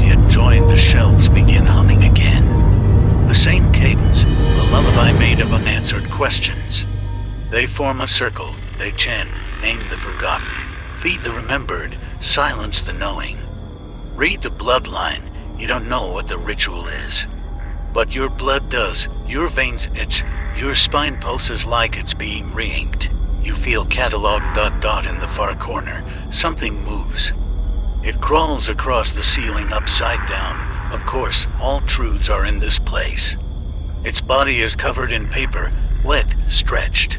Translucent pages, limbs like quills bent by teeth. A head that shifts between blank parchment and screaming silhouettes. The children don't fear it, they welcome it. The tribunal lowers their gazes, even the black sun folds its hands. The creature speaks, but not aloud. It writes its words directly into your thoughts. You are the only archivist who remembered their first scream. You tried to hide it in footnotes. You failed, you nod, because you did. There was once a night long before the robes, before the binding oaths, when you screamed so hard it shattered a mirror across 7 realities. And when the shards fell, they each saw a different version of you. The archive collected them. You are speaking with one now. The creature descends. Its fingers curl around your face. It writes. Your story must be re-indexed. It opens your chest. No pain. Just the sensation of being shelved. The folio glows. Pages flip. A new heading appears on your ribcage. Testimony begins. Then silence. The tribunal dissolves. The judge vanishes into a whisper. The children lay down their voices. And you begin to write, not with your hands. With your veins, with your pulse, every breath becomes a sentence. Every heartbeat, a chapter. You are writing what cannot be read. And when it is done, only the last line remains. The archivist was here. The children are listening. You look up. The room is empty. The quill in your hand crumbles into ash. And somewhere far above, a bell tolls. 12 times, not for midnight. For Section 12, you are late. Section 13 has already begun without you. The tolling stops, but its echoes cling to your bones like frostbite. You step forward, except there is no forward. Only a corridor shaped like a question mark, endlessly curling inward on itself. The walls sweat ink, the ceiling blinks. The floor slithers slightly when unobserved. You're in the Marginalia Hall, a place where discarded thoughts go to ferment. Side notes that were too dangerous for the main body of the text. Half-remembered spells, guilt footnoted by ghosts. The walls hum with unfinished sentences. A girl's laugh is suspended in the air, high, bell-like, and not entirely human.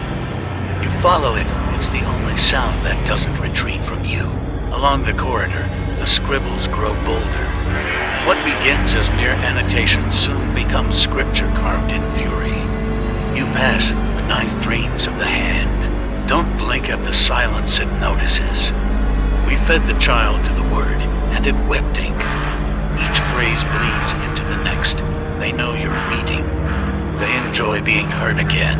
And then you find it, your own note, scrawled in a slanted hand you haven't used since before your voice cracked. If you find this, I'm still inside the index.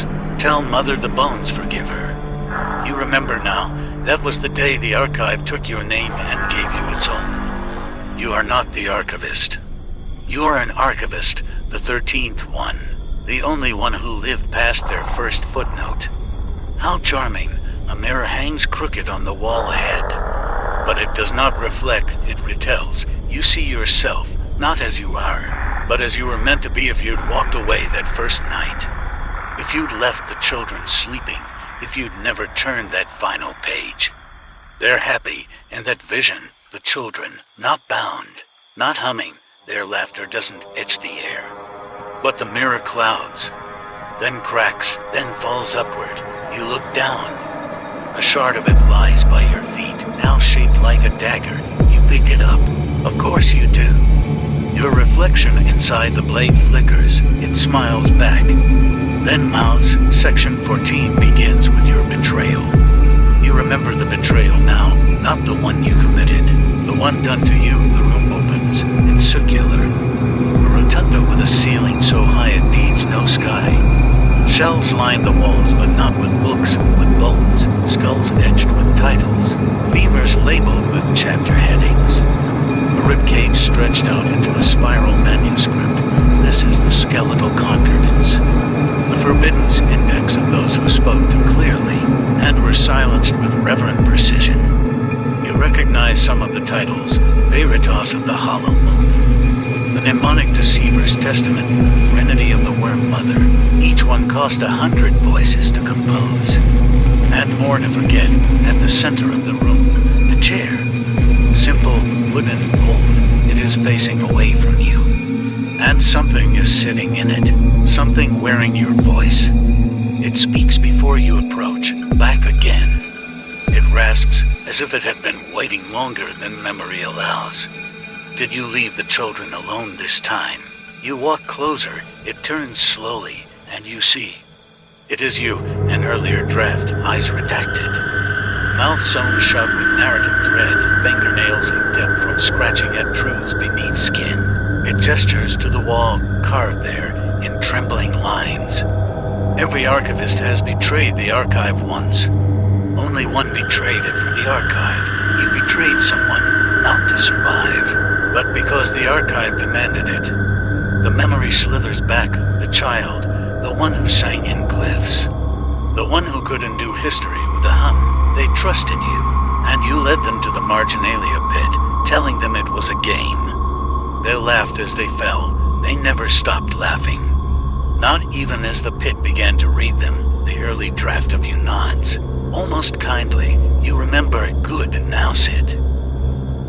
You hesitate, then obey. The chair is colder than fear, heavier than guilt.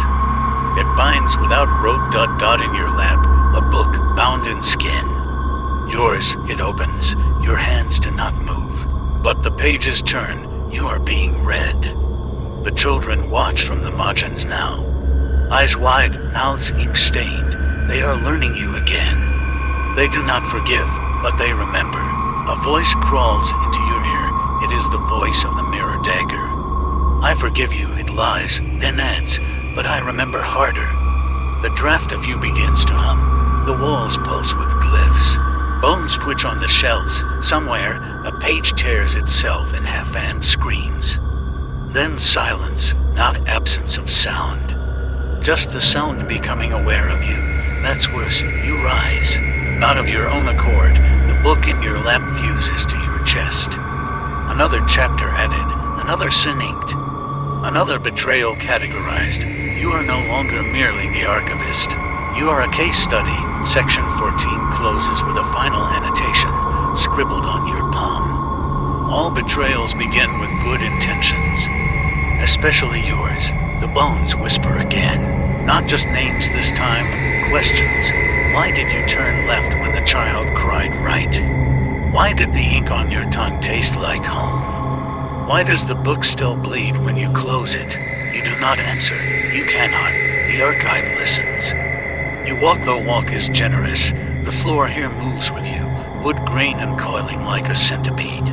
Stairs folding downward into being only when your foot reaches for them. The hallway swallows you, lined with display cases, the reliquary of regret.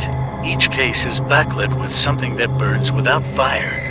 Each object within once belonged to a scholar who knew too much, a broken monocle. The lens still reflecting a shadow no longer attached to a body. A child's ribbon, knotted in a glyph that translates to please and make me, a finger bone wrapped in red string, forever pointing toward the archivist's shame. You pass one case and halt. It contains a feather. Black, slightly iridescent.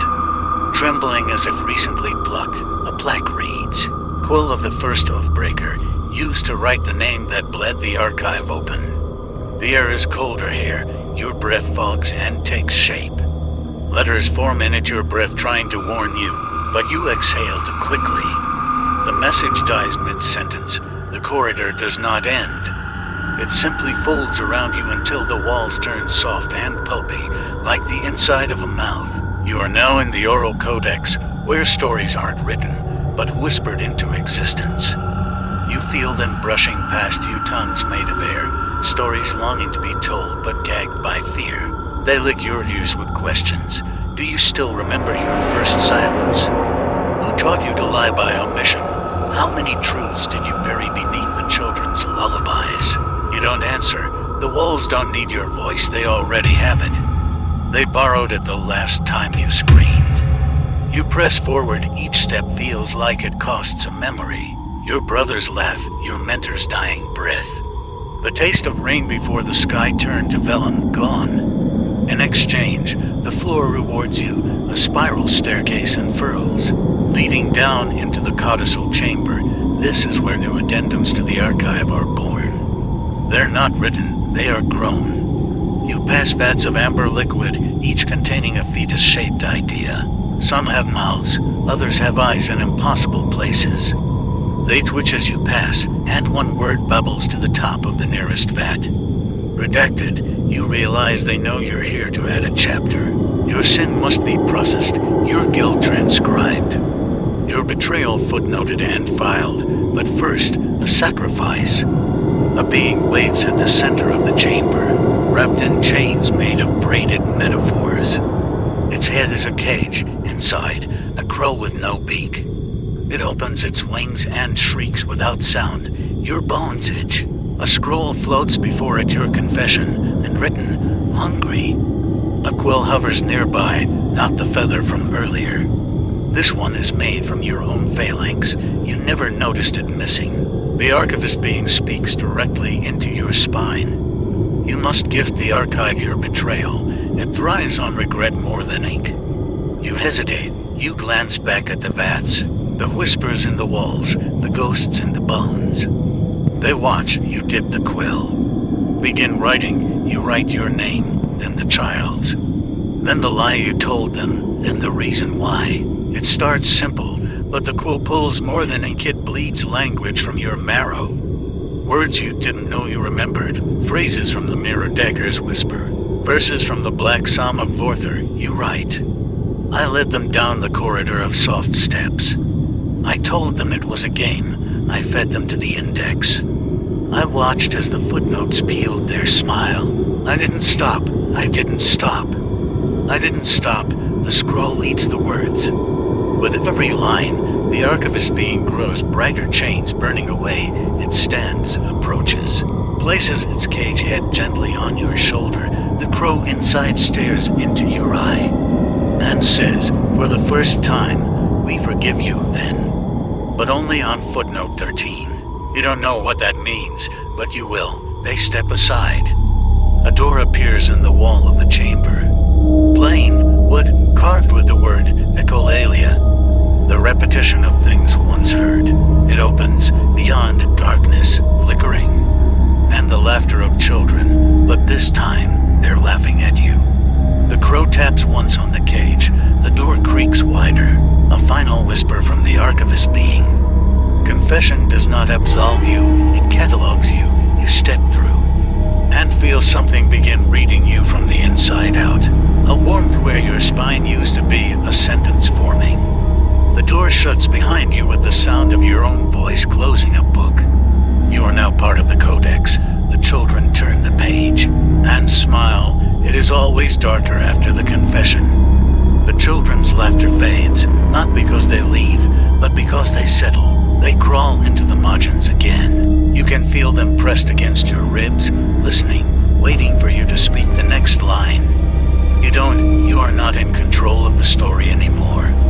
The door behind you is gone. The walls have become sheer, black vellum smooth, endless, lightly pulsing with breath. Not your breath, you are in the null scriptorium. A room unwritten, a space not yet observed. Here, nothing exists unless it is described. You glance at your hands. They remain because you remember them. You think of the sky and overhead. Stars sputter into life, then blink away. The thought wasn't strong enough. You think of a way out. And a staircase begins forming, trembling with hope. Then collapses when doubt returns. This is where all archivists must walk alone. Where your will is typeset against oblivion, you step forward. And the floor writes itself beneath your foot. One word per step, I am. Still, here. much of you is left.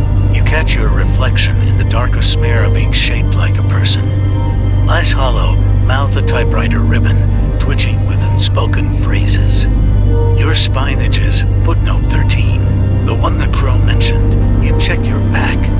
There, just beneath the skin, is a new phrase carved along your vertebrae. What you confessed was not your worst sin. You stop. The air is still, listening, if your confession was merely prelude. What don't you remember? A sound begins behind you.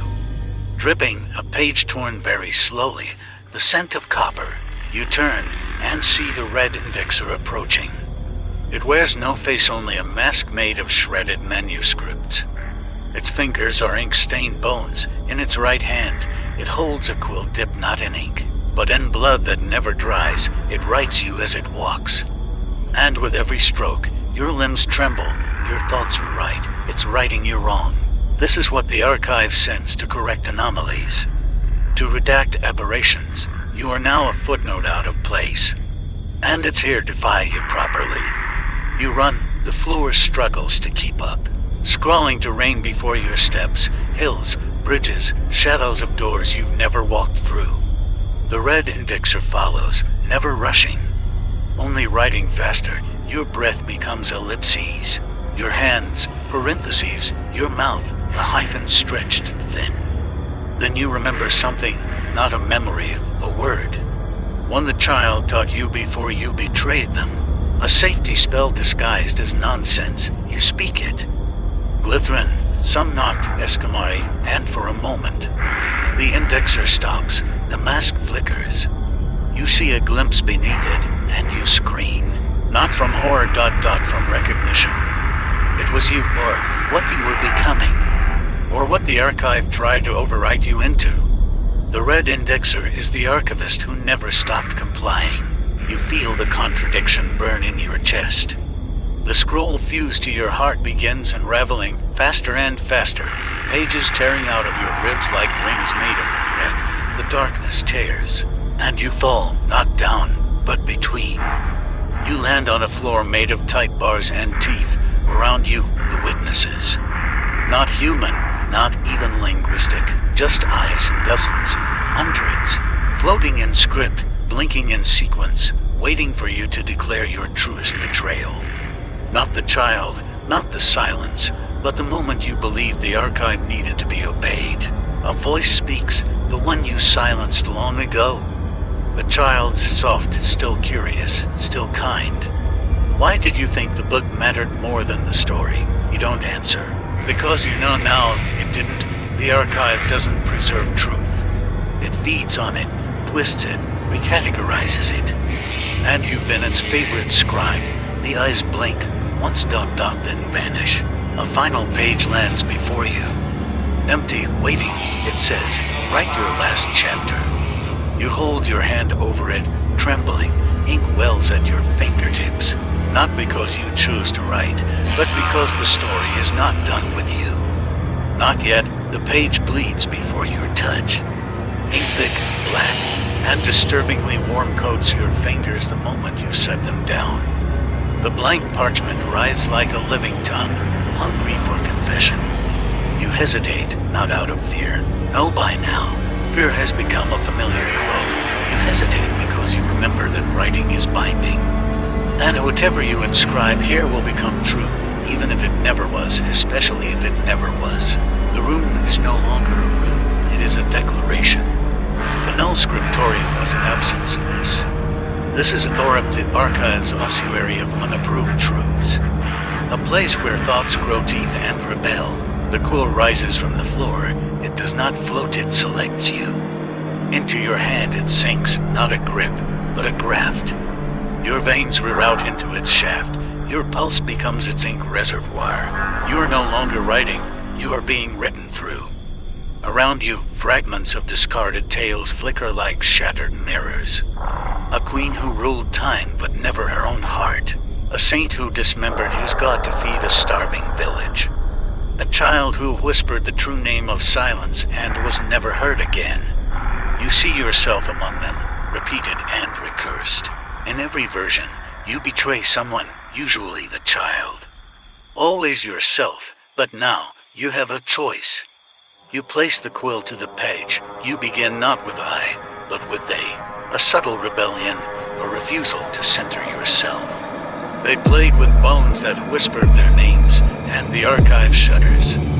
Somewhere, far above this in place, shells collapse, folios combust, insects made of punctuation marks scatter like ash. You have broken a pattern. The children appear again, as if summoned by story. No longer spectral, no longer waiting. They stand before you, eyes hollow but alert, their bones still clinking with familiar names. Some of them wear your old robes, one even hums your favorite lullaby when you forgot you knew. They're not angry, they're expectant. You are the last witness. They want their tale told without chains. And so you speak. You don't write now, you speak. Your voice splinters the space. You tell of their joys, strange and sharp-edged, as they found solace in graveyards and riddles etched into rib cages. You tell of their rituals, how they wove stories into marrow, danced with shadows that whispered back, played counting games with teeth instead of numbers. You do not cleanse the tale, you let it breathe, rot, and echo. The children nod, the room begins to reconfigure, walls stitch themselves from old metaphors. Light seeps through cracks shaped like forgotten adjectives. The ceiling is now a run-on sentence that spirals into meaninglessness. And at the center, a door old, with a doorknob made of your name. You try to approach, but the floor grips you. Ink surges from the page, dragging at your legs. The archive is aware now. It is rejecting your narrative. You are a heresy. And so, the archivists arrive, not the red indexer, no. That was punishment. These are rectifiers, cloaked in syntax, faces composed of redacted clauses and tangling participles. They speak in imperatives, in musts and must-nots. They say cease, they say revoke, they say retract, you refuse. You write faster, louder, you speak while you write. You sing in tones that burn the edges of the page. The children form a ring around you, their hands linked, their bones clattering out an old verse. The ink shall bleed, the page shall scream, but in our names the truth shall dream. One rectifier steps forward, a scroll for a face. It unwraps itself, revealing your life, line by line, mistake by mistake, every betrayal underlined.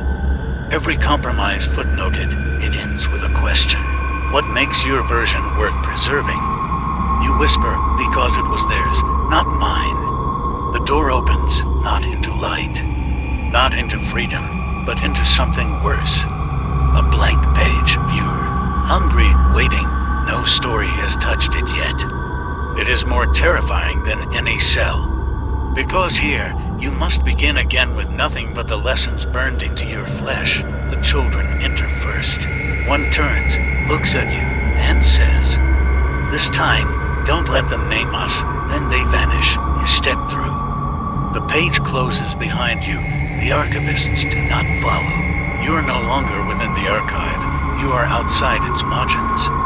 But that's where the danger begins. Because stories that escape ... always return with claws. The margins are colder than you expect. Not in temperature, no. This chill is linguistic. A silence so sharp it scrapes the birds from your bones. Every step you take outside the archive feels like a contradiction. You are walking in a place that should not acknowledge walking. This is the unwritten fringe, the bleeding edge of thought where discarded metaphors wither into dust and forgotten plot lines haunt like feral dogs. Time here is a rumor, space is made of maybe. Even your footsteps don't echo. They ask questions. Behind you, the door is gone. Ahead, a hill that should not exist. A single tree grows at its peak. Black bark, leafless, blooming with bookmarks scattered, teeth marked. Still quivering, its roots whisper. You hear your name in reverse. You hear promises your mother never made. This is where the children of revision reside. You don't see them at first. You feel them. Their gaze is like the pause before a regret. Their laughter rearranges your memory of home. And when they emerge from beneath the tree's roots, they are not children anymore. They've grown to tall, to knowing. Their skin glistens with rewritten trauma. Where their eyes should be, there are annotations. Some are yours. One steps forward, her spine coiled with threadbare red ribbons. You wrote us free, she says. Now write the world we deserve. The others nod. You want to say, I can't. You want to scream, I'm not a god. But the fringe has no place for honesty, only intention. They offer you a quill, again this one crude, made of knotted bone and crow feather. The ink is provided in a shallow bowl. You recognize it as your voice. Melted down, you look to the horizon. There is no sky, only stacked pages bleeding down like waterfalls. You begin. You write a village that listens when you weep. You write a forest that forgets your crimes. You write a sun that doesn't judge. You write, and with every stroke, something takes shape around you, not illusions, not hallucinations, contenders.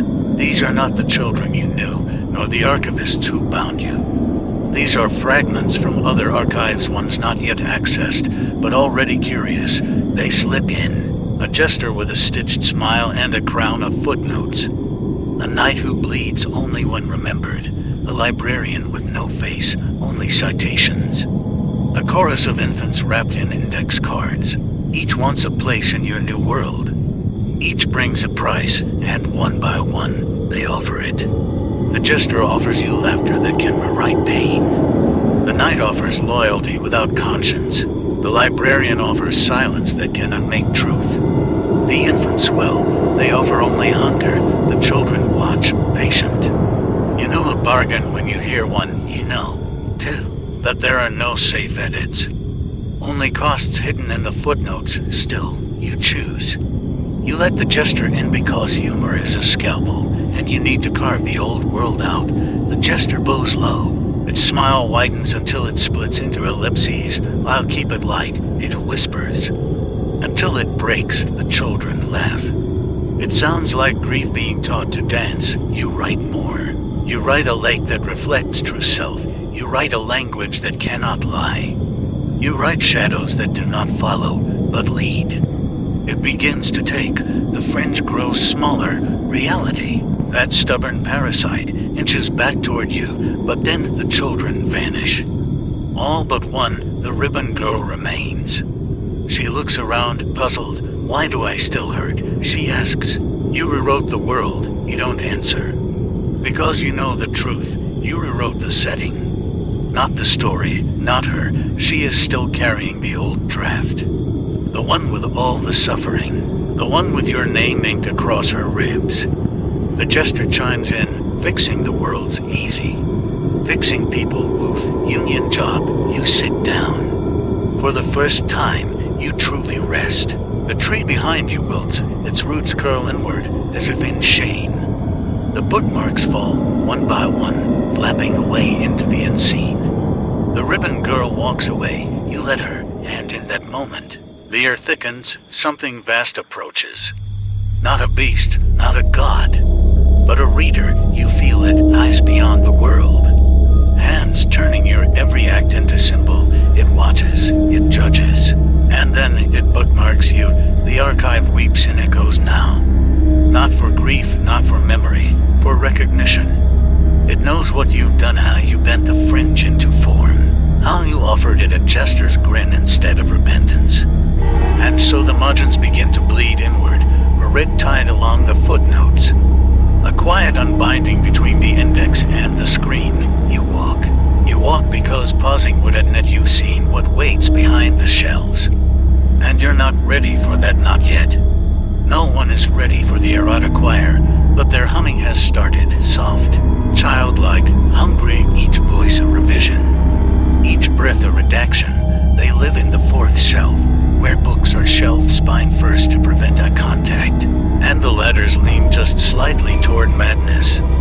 You remember the warnings, never correct aloud. You remember breaking them once. You pass a display case sealed with caution tape and iron runes. Within, a single page, nailed to a splintered music stand. You don't read it, you already know the tune. It's the one that makes tongues tie and memories and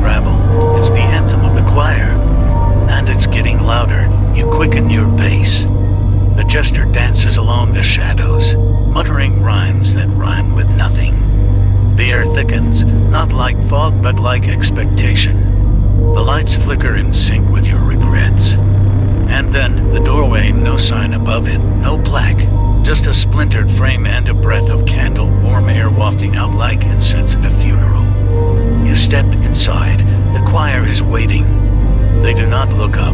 They do not breathe. They stand in concentric rings, figures of ink and parchment, dressed in liturgical shrouds stitched from rejection slips. Where their mouths should be, there are editorial notes. One turns to you, a faceless archivist with margins for eyes. We sing what was removed, it intones. You, the unauthor, must listen. And so you do. The choir begins to chant. One voice describes the birth you never had. Another recites your sins in languages no throat could survive. A third hums your heartbeat, slightly off-key, just enough to unsettle. You hear it all. You understand too much. A memory surges your first true revision. A story you cut because it frightened you. A girl made of silence, a lover made of knives. You erased them, not because they didn't fit, but because they fit too well.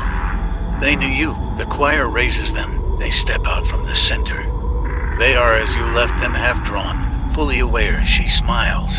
The blade in her mouth shimmers with syllables. Hello, darling, she whispers. Do I end here, or do I begin? The jester claps delightedly. The room folds. The choir hums deeper, reshaping reality like wet clay around your thoughts. Your lost characters circle you now, each one cut from old drafts, given shape by memory and malice. They aren't angry. That would be merciful. They are curious. Why us? Why not them? Why are you still here? You can't answer. You never could. Instead, you speak the old words, fragments from the Black Psalm of Vorther. The ones no tongue should remember. Melaton Dash Surin Shokfren Alther. The choir falls silent. One by one, they bow. Even the lover of knives, even the girl of silence. Only then do you understand.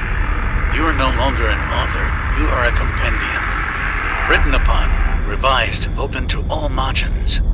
You stagger out. The jester follows, whistling something nearly holy. Behind you, the choir begins again, this time in a different key. One tune to you. You pass him nearer. There is no reflection, only italicized annotations. This is where the protagonist should have died. You nod. Makes sense, but not yet. Because now there's someone following you through the stacks. Not a choir member, not a character, not even the archivist. Someone who isn't supposed to be here. They step lightly, mismatched boots whispering across the archival vellum. Their shadow has too many fingers. Their eyes shimmer like exclamation marks scratched in blood. They say only one word, rewrite. And the archive groans. It knows what comes next. So do you. Because the true horror isn't what you cut. It's what you're about to restore. They follow you now, this anomaly. The one who should not be. Their footfalls make no sound. But the paper curls of their passing pages shriveling as if recoiling from memory. Wherever they go, the ink on the walls begins to blur. Not fade, blur. Like something trying to forget what it ever meant. You try not to look directly at them, but your peripheral vision is a traitor. Their outline distorts with each step. One moment a gaunt scholar, the next a child made of spilled ink and broken spines. Their mouth opens only to release punctuation, commas drifting like gnats, ellipses pooling like oil. Rewrite, they say again, this time. The archive flinches, shelves buckle, titles scream in silence. Somewhere, a librarian bursts into moths. You remember the forbiddance marginalia, the whisper-sealed notes in the Black Psalm of Vorther, the glyph of unmaking. Said to summon the rewrite, said to tempt the archive into contradiction. You spoke it once, as a joke, during a seance with a faceless tutor who didn't laugh. And now it walks behind you. Its breath smells like forgotten drafts. You break into a run, always twist. Section headers collapse into themselves. You trip over a half-buried codex sobbing in braille, but the footsteps never quicken. The rewrite doesn't need speed, only certainty. You duck through a doorway crusted with wax seals and fall into what can only be called a lexicon oubliette, a pit where languages come to die. Every surface hair is text, crawling and weeping. Alphabets unused in 10,000 years crawl up your ankles. Phonemes coil around your wrists like shackles. The rewrite stands above you. This is your doing, it says. You unmade their names. Now we unmake yours. It descends slowly, purposefully. Pages rustle like bone cloth in its wake. But you aren't unarmed. You reach for the medallion you stole in Section 3, the one etched with the counter sigil of Vel. A reckless glyph, half-sketched, never tested. You draw it into the air. The rewrite recoils. Not in pain, but in amusement. A symbol against me. Do you even know what that glyph means? You don't, not really, but the archive does. The sigil ignites not in flame, but in authorship. Lines appear mid-air, narratives unspooling from nothing, latching onto the rewrite like leeches. You watch as it twitches, trying to escape its sudden backstory, born beneath the pale paragraphs. The archive recites through cracked masonry. Doomed to unwrite so others might forget, the rewrite howls, pages blacken. The air buckles, but at work, it bought you time. You scramble deeper into the oubliette, hand trailing along the spine-ribbed walls. Your fingers bleed on runes older than decay. Your name sloughs off your skin in flakes of dried syllables. You emerge into a room you hope you'd never find again. The index of names that shouldn't exist. Each file cabinet is locked with questions, each drawer sealed by guilt. You know which one holds yours, the one without a handle. The one that hums when it's alone. You open it anyway. The drawer slides back not on rails, but on memory, inside. A single card, on it. Your name, but not just your name. Your true name, the one before you wore skin. Before you wore shame. You stare, you remember, and it burns. Because it was you who first carved the fringe. You who whispered the archive into being. You who invented the rewrite long ago to save a single life, hers. The girl of silence, you failed her, you deleted her. Now she is all that's left, and you're just a narrator wearing a corpse. The rewrite finds you again, slower this time. Less certain, you remembered, it says. Then you know what must be done. You nod. You tear the card in half, and the archive screams. It screams not in pain, but in clarity. Shelves snap into sharpness, dust recoils. Somewhere, a locked book sighs open, the rewrite shatters. Not violently, elegantly, like a sentence reaching its proper end. You hold the two halves of your name. They shimmer, they bleed possibilities. You could use them, recast yourself, become myth, become monster, become reader instead of recorded. But no, not yet. You place the halves on a pedestal of punctuation, an altar cobbled from ellipses, commas, and a single reluctant period. Not finished, you whisper. Not yet, and the archive answers. Then keep walking, you rise. Your shadow follows a half-second too late. You don't remember walking here. But the floor beneath your feet is now stitched parchment quills embedded at angles like broken fangs. The hallway bends in on itself, forming a recursive spiral lined with mirrors. But none of them reflect you. They show versions of you that never made it this far. One lies broken, spine split, muttering to an unseen librarian. Another kneels before the rewrite, smiling like a prophet at the altar. A third is just a pair of boots, no flesh, no trace. You don't stop to count how many. Some mirrors crack when you pass, others sigh. At the spiral's center is a narrow door, covered in wax sigils and rotting bookmarks. Someone or something has written across it in charting, the index of playthings. You push it open. It does not resist, that's the worst part. Inside, dolls, hundreds of them, all arranged in tidy rows, slumped in miniature chairs. Everyone dressed in worn academic robes. Everyone posed mid-study, mid-scream, or mid-prayer. You recognize some of their faces, tutors, archivists, one that looks unsettlingly like you, mouth sewn shut with hairline script. And in the center of the room, a child. She has no face, only a wrinkled, leather-bound head shaped like a book. She plays with bones. They whisper your name. You take a step forward, and the child stops. Her fingers are too long, each one tipped with graphite or chalk. Her voice, when it comes, is the sound of a page being torn deliberately. Can you bring me another story? You open your mouth, but the bones in her lap begin to chatter. Not his story, she murmurs. Not again. I hate that ending. The bones twitch like mice. They begin spelling in spidery movement. C-O-M-E-C-L-O-C-R. You glance to your left, the shelf labeled refusals. To your right, a cabinet marked retractions. And behind the child, a spinning mobile made of redacted sentences, each one looping like prayer beads. The girl claps her palms. The dolls all turn to face you. Their eyes don't glow. That would be too generous. Instead, they glint, like the last shard of broken glasses from someone who read too deeply. You look back to the faceless girl. You still wear it, she whispers. And you know what she means. The guilt, the name, the burden of walking forward when so many versions of you are left behind. You kneel, carefully, the dolls inch closer. You reach into your pocket. Out comes the bone you took in Section 8, the one that hummed when you held it too long. It thrums again now. The girl tilts her head. He never gave me that one, she says. He always kept it. You offer it. She takes it in both hands, presses it to the open seam of her forehead, and inserts it like a bookmark.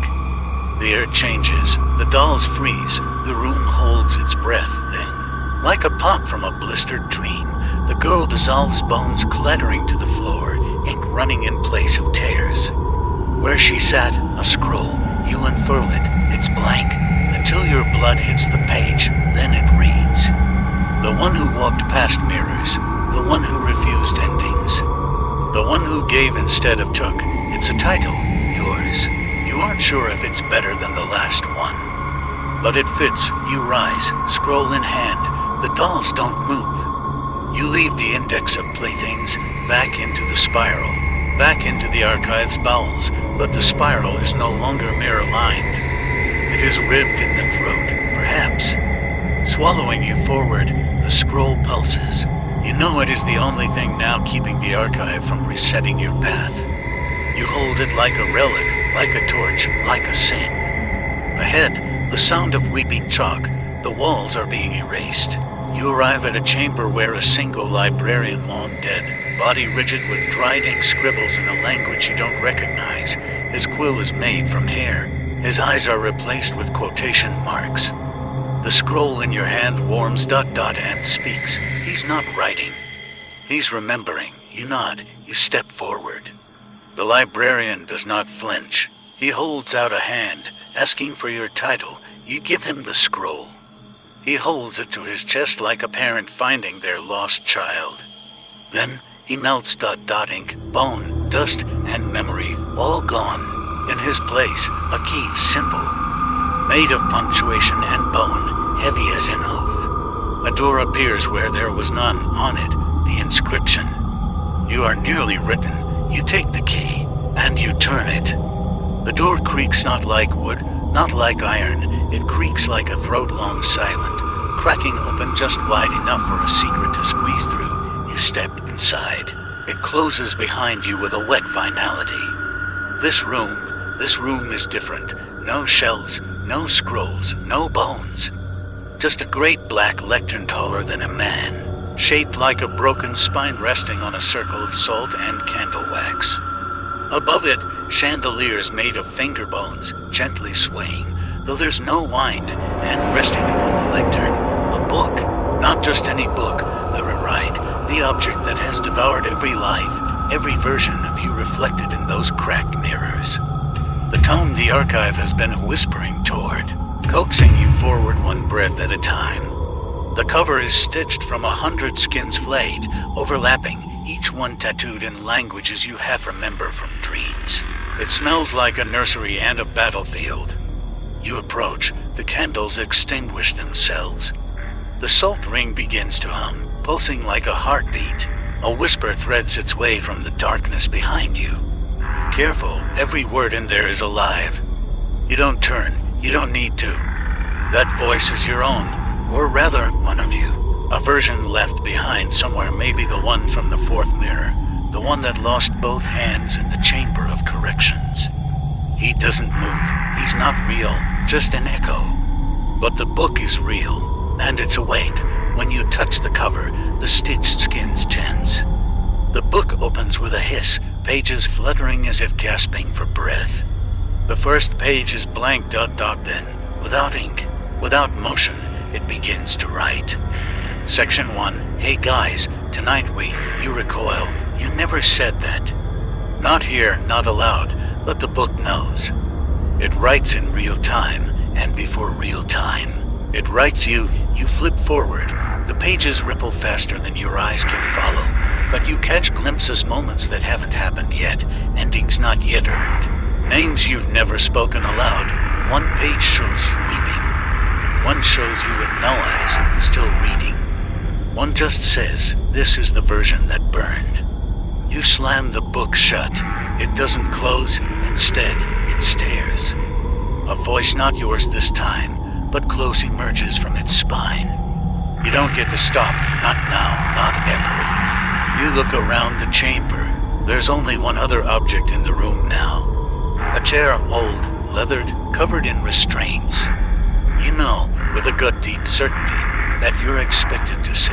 You hesitate. The book speaks again. You can leave, of course. Just leave everything unfinished.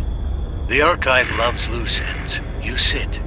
The chair tightens of its own accord, not cruelly, but with the weary certainty of long tradition. The straps bind your wrists, your throat, your thoughts. A quill rises from the book, dripping with ink made from regret. It hovers, waits, then writes across your chest, a mender. You are no longer just a witness. You are a scribe. The book flips to a new page. A child's voice, hers, again whispers in your left ear. Fix what he broke. You don't ask who he is. Because you remember, the first one, the first version of you who found the archive and thought he could use it. He rewrote things that were meant to rot. He named creatures that had no business knowing they existed. He brought the girl with the book head to life, and then he ran. You are here to clean his ink. The page fills and with symbols that bleed as they dry. Your first task appears, amend the rhyme of Bone Wither. You don't know it, but you do. It's already inside your head. You begin to write. Your hand moves with ancient precision. The words come like old blood from a reopened wound.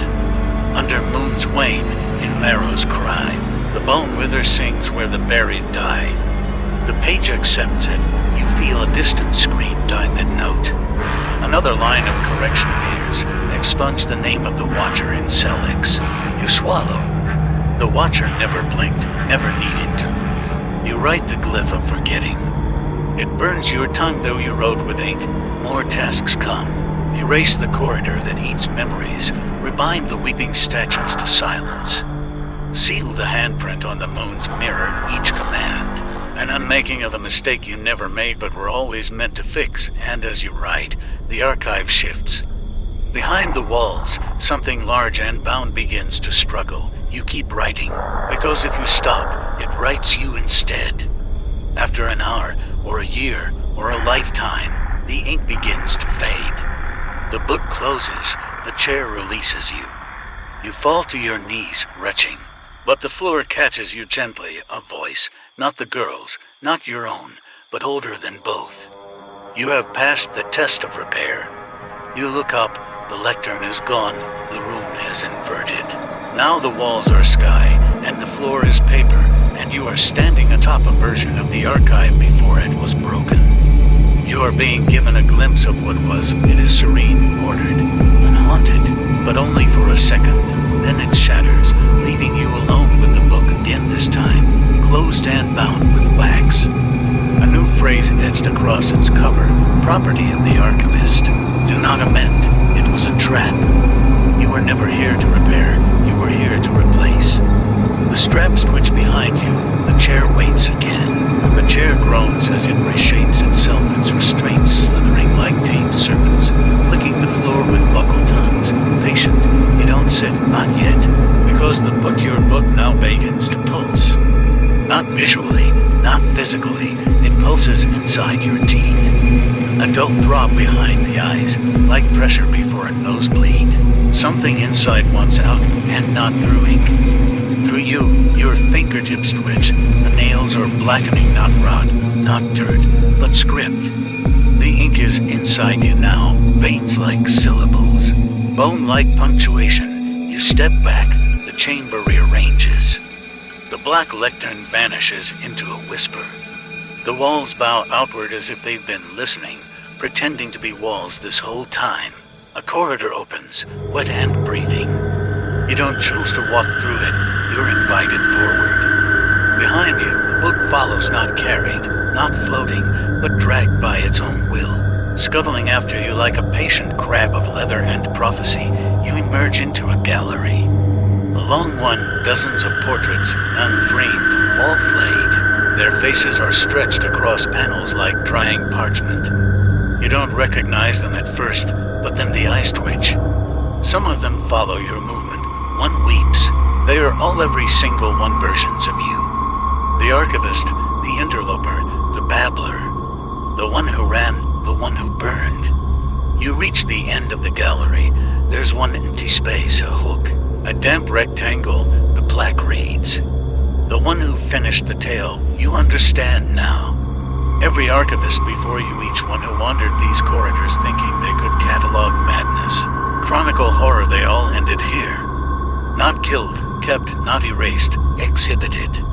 That's the nature of this place.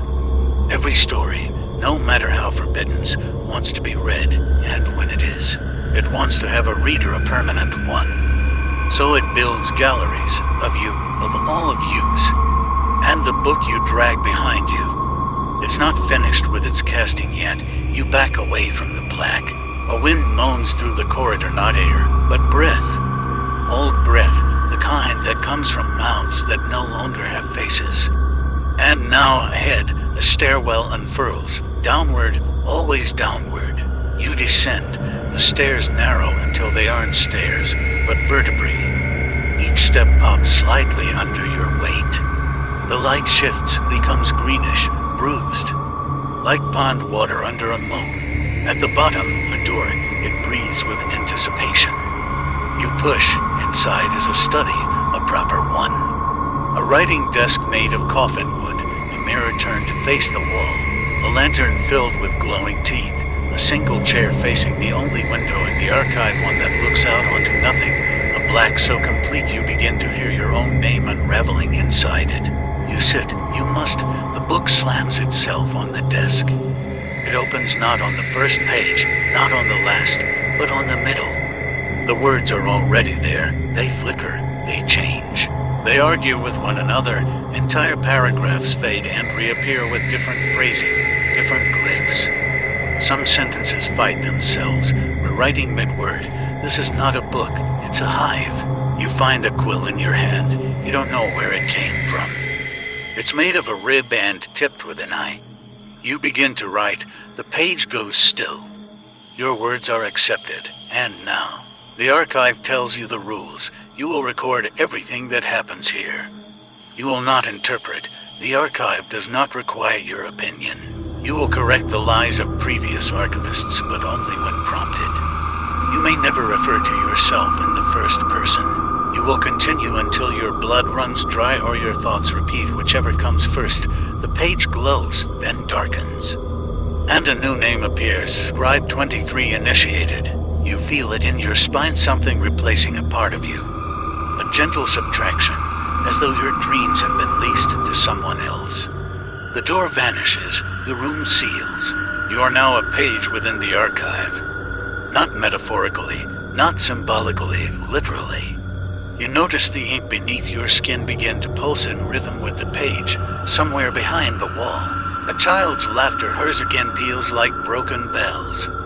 She whispers, "We needed a better ending this time." You scratch the next line onto the page. The children played with bones that whispered their names. And the sentence does not fade, it multiplies. Every bone in the archive begins to whisper that line, at once in perfect sync. A chorus of the dead, then silence, then breath. Not yours, not hers, something new, a reader. A reader has found the archive. You hear their steps above. They've just reached the mirror hall. The book writes itself now. Section 1. Hey guys, tonight we... You sit back, the cycle begins again. But this time, you're on the inside. It begins with the faintest shiver when the walls pretend not to feel. But you notice, of course you do, your senses are latticed with the archive now. You no longer perceive with mortal faculties, but with the instinct of ink. Every sound is a footnote, every shadow a sidebar.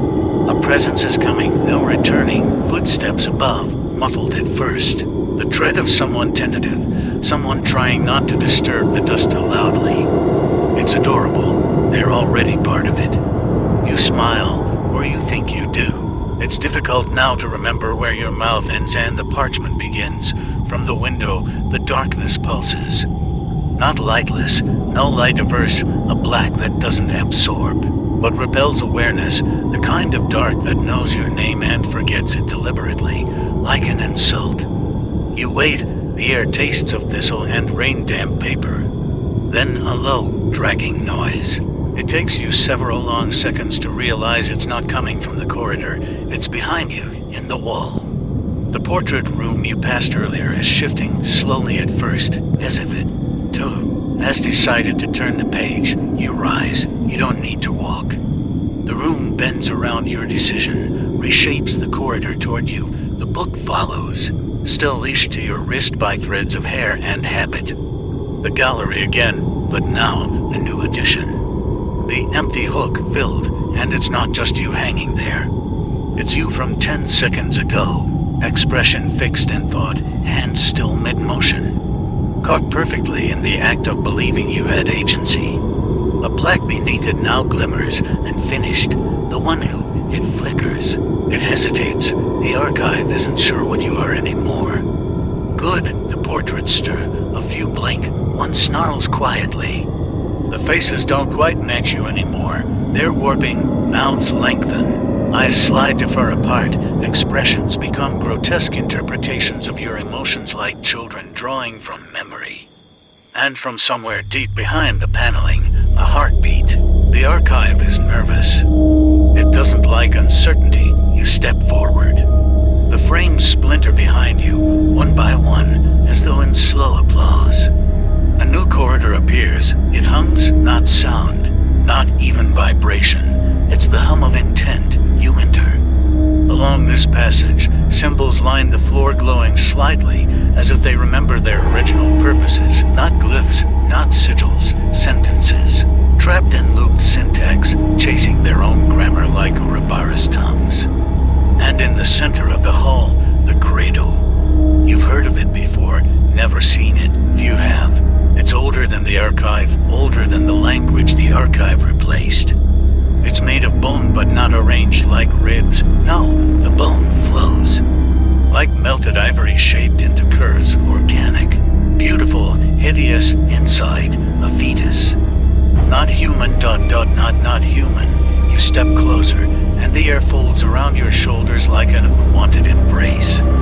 Its eyes open, you understand instantly. It's not a child, it's a book, an unwritten one. A volume yet to occur, and it's watching you for cues. For tone, for permission. A skeletal hand reaches from beneath the cradle, not yours. Not the child's, the archivist before. No longer breathing, no longer needing to, but still writing. Scratching words into its own skin, and the words say, "This is the story that writes you back." The fetus begins to cry. A soundless scream, except for the echoes it leaves behind in your mouth. Your molars loosen, your gums bleed syllables. Your body begins to copy the fetal curl. Against your will, reverence, fear, some ancient editorial instinct. The cradle rocks, the bones in the wall chant. A story must never be without its villain.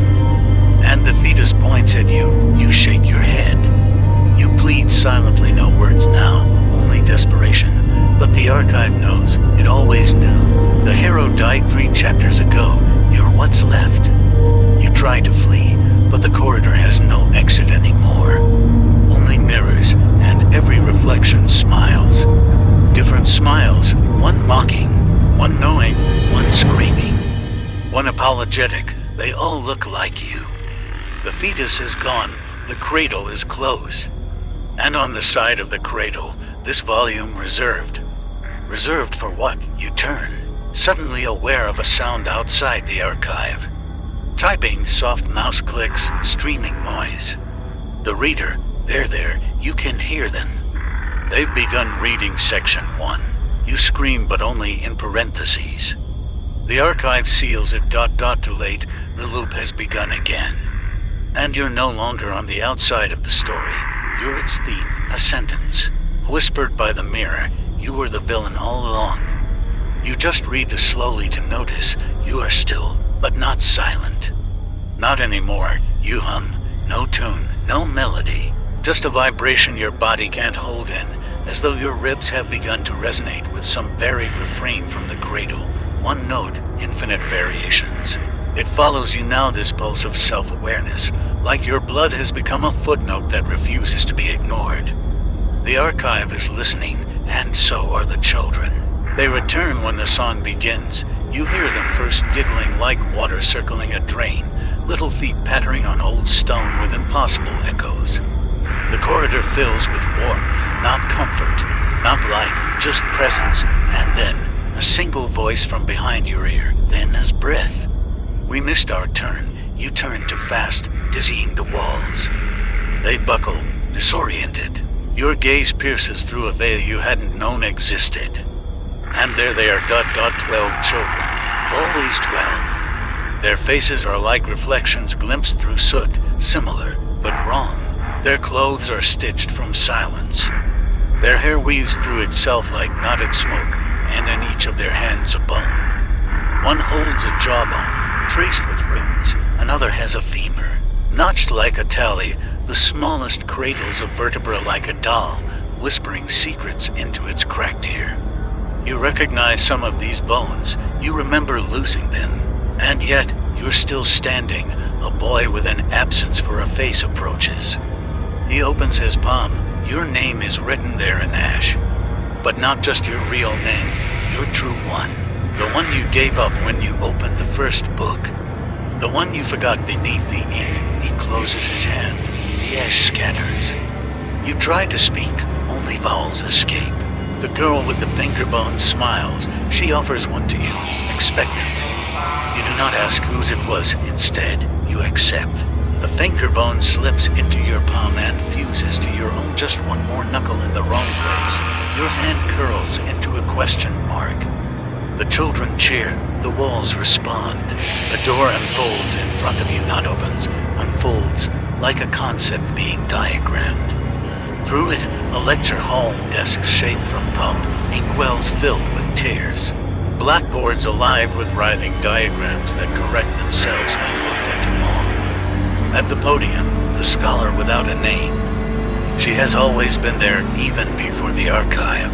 Her robe is parchment, her face, a page torn from memory. And she nods when she sees you. You're late for your unmaking. Your feet move, not yours anymore. The children follow. They giggle. Now louder, the floor warps with each of their steps, like the building is trying to forget it ever had geometry. At the center of the hall, an open book. You've seen it before, never this close. Its title reads, The Children Played with Bones That Whispered Their Names. And underneath it, scratched like a margin note, this is not a metaphor. The scholar without a name lifts her chalk. She writes, Lesson 1, Language is a prison of permission. The chalk explodes, the dust coats your tongue. Suddenly you remember everything you've ever read, all at once. Every horror, every myth, every forbidden syllable. They shriek behind your eyes, demanding to be let out again. But you can't speak, you're in class. A hand rises in the back, one of the children. He asks, What happens if we speak the story aloud? The room flinches, the book trembles, the shadows flinch, as though burned by the question. The scholar smiles. It's not reassuring. She says. Then the archive hears its own echo, and decides it's time to scream. Your seat catches fire. No heat, no flame, just memory combustion. Every word you've ever wasted. They're coming back, line by line, like deads with teeth. You fall to your knees. The children applaud. The archive purrs. The book begins to read itself aloud. Not a voice you can understand, not even a voice, that is. Just sound inverted, a perfect anti-speech. Your ears bleed clarity. You understand now. The archive was never about preservation. It was about replication. The children are fragments. You are the binding. This story needs more bodies to continue. And you have plenty. Your eyes. One of your eyes has become an epigraph. Your teeth now quotation marks. The children climb onto the desks, chanting your first line. You don't remember writing it, but it sounds familiar. Once upon a breath you didn't take. The scholar without a name closes the book and smiles again, this time. Her face peels away with it, not falling, turning. The inside of her head is another book, still closed, still waiting. She offers it to you with reverent hands. You take it. Your fingers dissolve into ink. You leave fingerprints that scream. You open to the first page. The title reads. The archivist emerges, and beneath it, scrawled freshly in red. Your pen is your pulse. Start writing. The pen bleeds. It isn't ink. Of course it isn't ink. You expected a sting when you gripped at some phantom slice, some ritual prick. But no, the pain is not physical. It's remembrance. And the red that coils through the quill's twisted channel is not from a wound, but from your willingness. You accepted the title. You turned the page. You belong to the archive now, and so the story writes you. The first line appears before you can think it. He forgot which name he wore, so he borrowed yours. You blink. The letters drip slightly, not with blood, but with intent viscous, iridescent, too thick to be merely symbolic. The parchment absorbs it hungrily, like a womb greeting its first conception. The children sit cross-legged now, quiet at your feet. Their mouths hang ajar, drooling ink. One of them, a girl with sockets instead of eyes, holds up a bone. You recognize it. It's your scapula. She says, this held your guilt once. May I keep it? You nod. She smiles. The archivist in you grows stronger. You begin the next sentence. The marrow of knowledge lies not in truth, but repetition. The room shudders. That one was correct. You don't know how you know, but the archive responds to the right sentences. They echo longer. They leave bruises on the page. From the corner, the scholar without a name claps once. Good, you've begun to forget why you resisted. You tried to remember your former purpose, your intrusion into this place. The original why that summoned your footsteps to the door with no hinges. But the memory is gossamer, now beautiful and already unraveling. Did you come to save someone? Did you come to study? Or worse, to disprove? The book in your hands purrs with derision. Disbelief is just faith in denial robes. You did come to disprove. How quaint. The pen continues. You don't stop it anymore. You simply become its vessel. As the next page fills, the children begin to mimic your words, one syllable behind. A chorus of the damned, echoing their new librarian. Each repetition of your lines cements them into the archive. Each line spoken aloud births a new room. You watch them form writhing libraries blossoming from the ceiling like tumors. Corridors spiraling from the chalkboard like parasitic limbs. Doors unfolding from shadows you hadn't known were sentient. And at the far end of the growing maze, something ancient begins to stir. No name, no shape, only the sense of being ... cataloged. The archive has begun to index you. You feel it. Your birth date is being cross-referenced with a forgotten saint. Your dreams are now stored in FOLIO 139B under nightmares, recurrent, self-inflicted. Your fears, well, Those are already on loan. From the children. The girl with your scapula is drawing circles on the floor now. They glow. The boy with your name in his palm presses it against your shoulder. It burns. You are shelved. Your skin is given a Dewey Decimal. Your teeth now rattle with footnotes. Your spine literal and literary is labeled unabridged. You reach the end of the page. You turn it. The next sheet is blank, but waiting. The children stop chanting. They hum instead, same note as before. That marrow-deep vibration, it centers you, or more accurately, removes the concept of center. You are decentralized. You are every shelf. Every cry in the margins, every whisper from a forgotten volume. You're right, the archive is not made of books. It is made of readers who stayed too long. And the archive laughs. It's a wet sound. Paper turning inside out, leather unbinding from bone. The lights dim, only the hum remains. Only the turning pages, only the giggling of children who are no longer children. And then something shifts. The air grows crisp, ancient. You realize the patron has entered. They don't visit often. The archivist you have duties when one does. Your tongue unravels from your mouth and scrawls a greeting in the air. Welcome, O inquirer. The patron moves unseen. You feel it through the way shadows hesitate. Through the hush that falls across the shelves, the children vanish into their stories. The scholar without a name bows. Only you remain. Only you are permitted to meet their gaze. If they have eyes, they ask one question. Their voice is a silence with gravity. Have you catalogued your own soul yet? You pause. Have you? You look down, the final page, blank. The pen quivers. You feel it. This is the final test. Not the writing, the reading. You must read your own soul aloud. The words are forming. But they are strange, too real, not metaphors, not fantasy.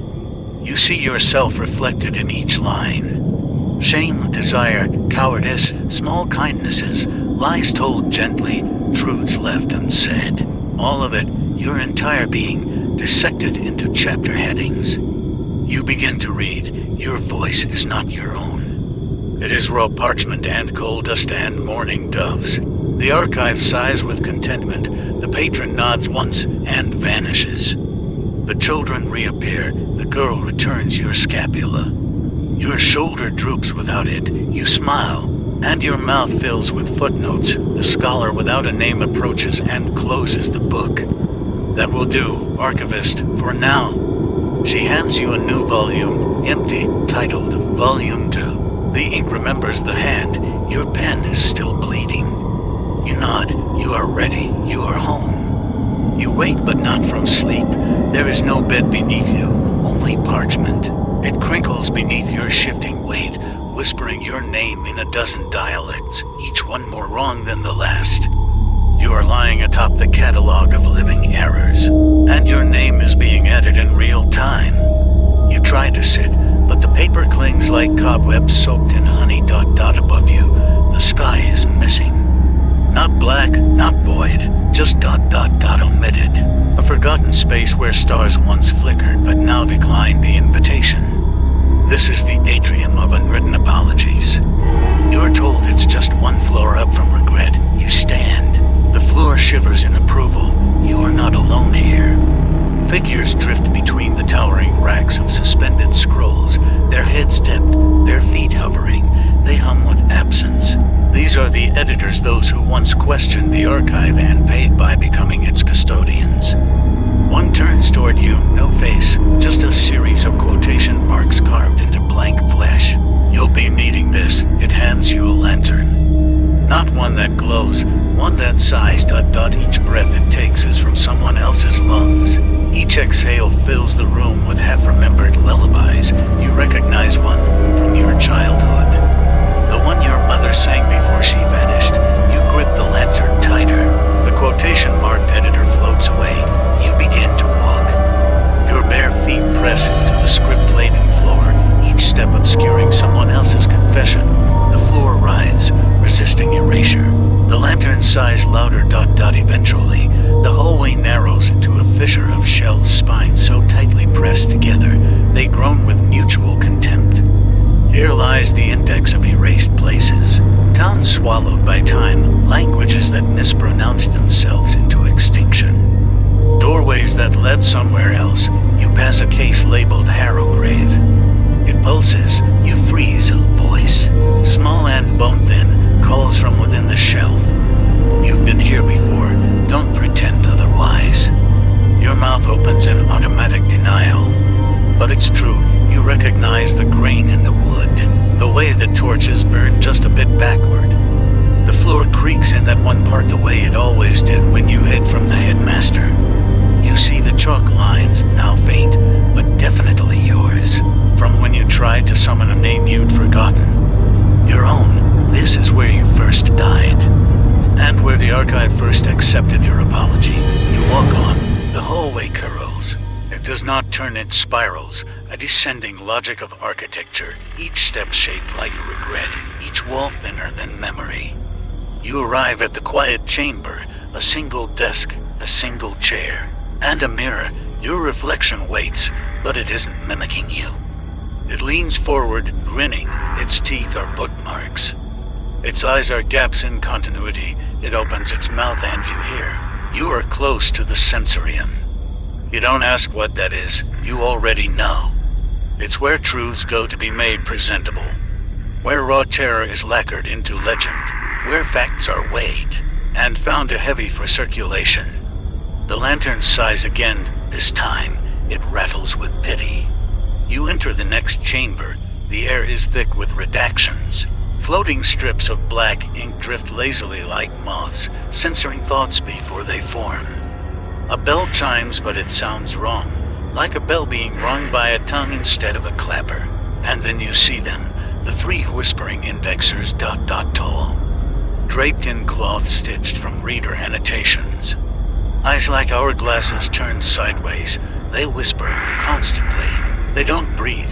They don't need to. The middle one gestures. You step forward. They lift your lantern. Hold it to their ear. One nods. The sigh is consistent. The record may continue. Another hisses. Proceed to the sensorium. Take care not to read aloud. The third simply extends a scroll. You take it. It's blank. You nod. They vanish, like footnotes at the end of a lie. You continue. The hallway now pulses. Heartbeat, heartbeat. Each thump conjures faint text on the scroll. Not yet legible, but growing stronger with each step. Soon you reach the sensorium. It is disappointing. Just a room, dusty. Lit by dead candles that still remember how to flicker. A table, a blade. And a single word hovering in the air. Redact. You sit. The blade lifts itself. You present your palm. It slices, neat as a sentence ending. Blood drips onto the scroll. Each drop writes something. You watch your sins appear in elegant script. The time you lied to the dying man. The time you ignored the cry behind the locked door. The time you refused to read the final page. You wince, you flinch, you remember. And then the scroll vanishes, eaten by the ceiling. The table thanks you, of course it does. Gratitude is policy here. The lantern dims. It has inhaled enough. You rise. The door behind you was not there before, but now it yawns open. Inviting, downward, always downward. The archive does not reward ascent, only descent into clarity. The children's voices echo again, closer now, archivist. So close we can taste your italics. You descend. The floor feels warm. You see it, the title of the next chamber, carved into the bone lintel above the threshold. Annotations of the unnamed, the lantern sighs. You whisper, I'm ready. And for the first time, it believes you. There is no door, just transition. One step forward and you are within the annotations of the unnamed. Though the world does not quite shift, it tilts, shells surround you. But they hang suspended not from ceiling nor floor, but from the heavy gravity of memory. Everything droops inward, sagging toward a central altar composed entirely of marginalia. Notes scribbled in panic, footnotes etched in madness, corrections made by hands already decayed. The walls breathe. Their exhalations are quiet arguments between dead scholars. You hear the syllables of names that never finished being born. Here, every child forgotten by the archive left behind a question. And every question left teeth. You walk carefully. Some annotations are still hungry. One tugs your ankle. A crumpled strip of paper shaped like a query mark.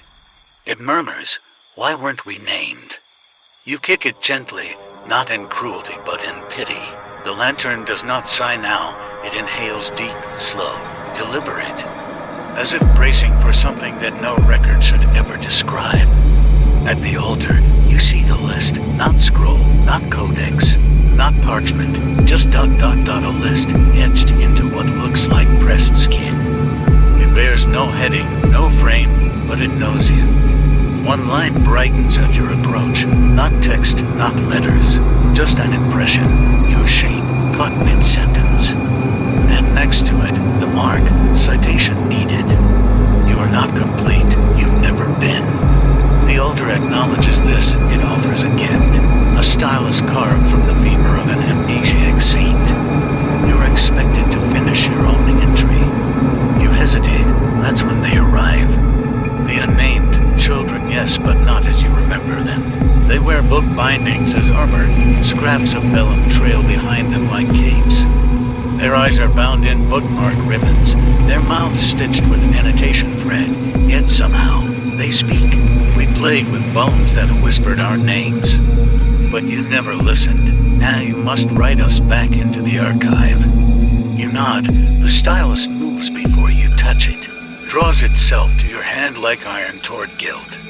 Your first line is simple. They were forgotten, but not gone. Each word burns onto the skin page. The children watch. Their heads tilt in time with your script. You feel their names now. They bloom like bruises behind your eyes. Ulrith, who learned to hum ink into blood. Surapeth, who mapped lost dreams with fingernails. Nim, who whispered riddles that caused teeth to fall out. You write them back. Each line rebinds one child to the archive. They begin to vanish but not fade.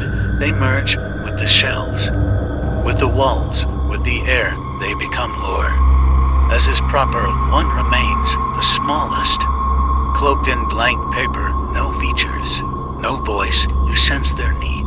They have never been named.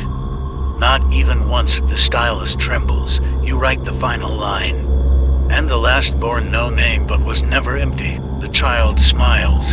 A curl of ink escapes their lips. They vanish. The altar folds in on itself, satisfied. But you remain. The stylus evaporates.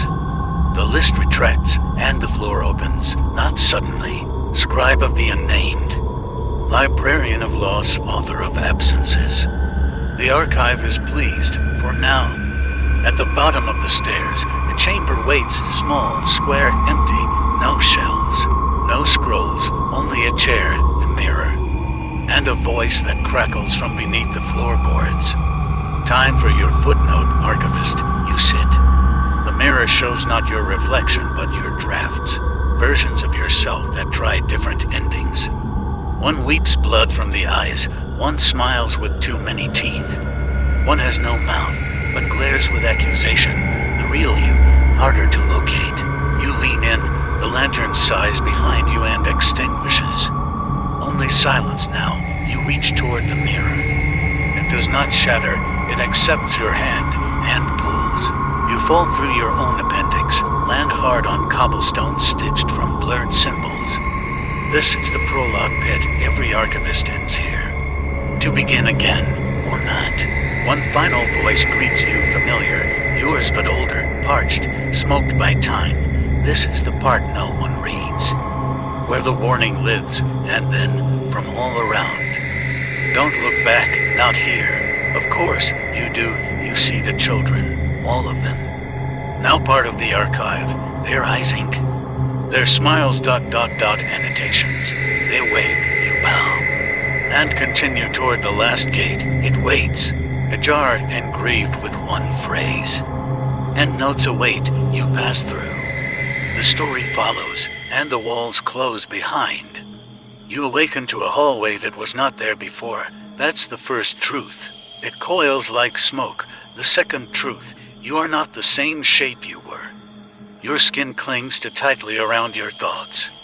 Your hands twitch with memories not your own. You remember writing with fingers now lost buried beneath 100 pages you offered but never signed.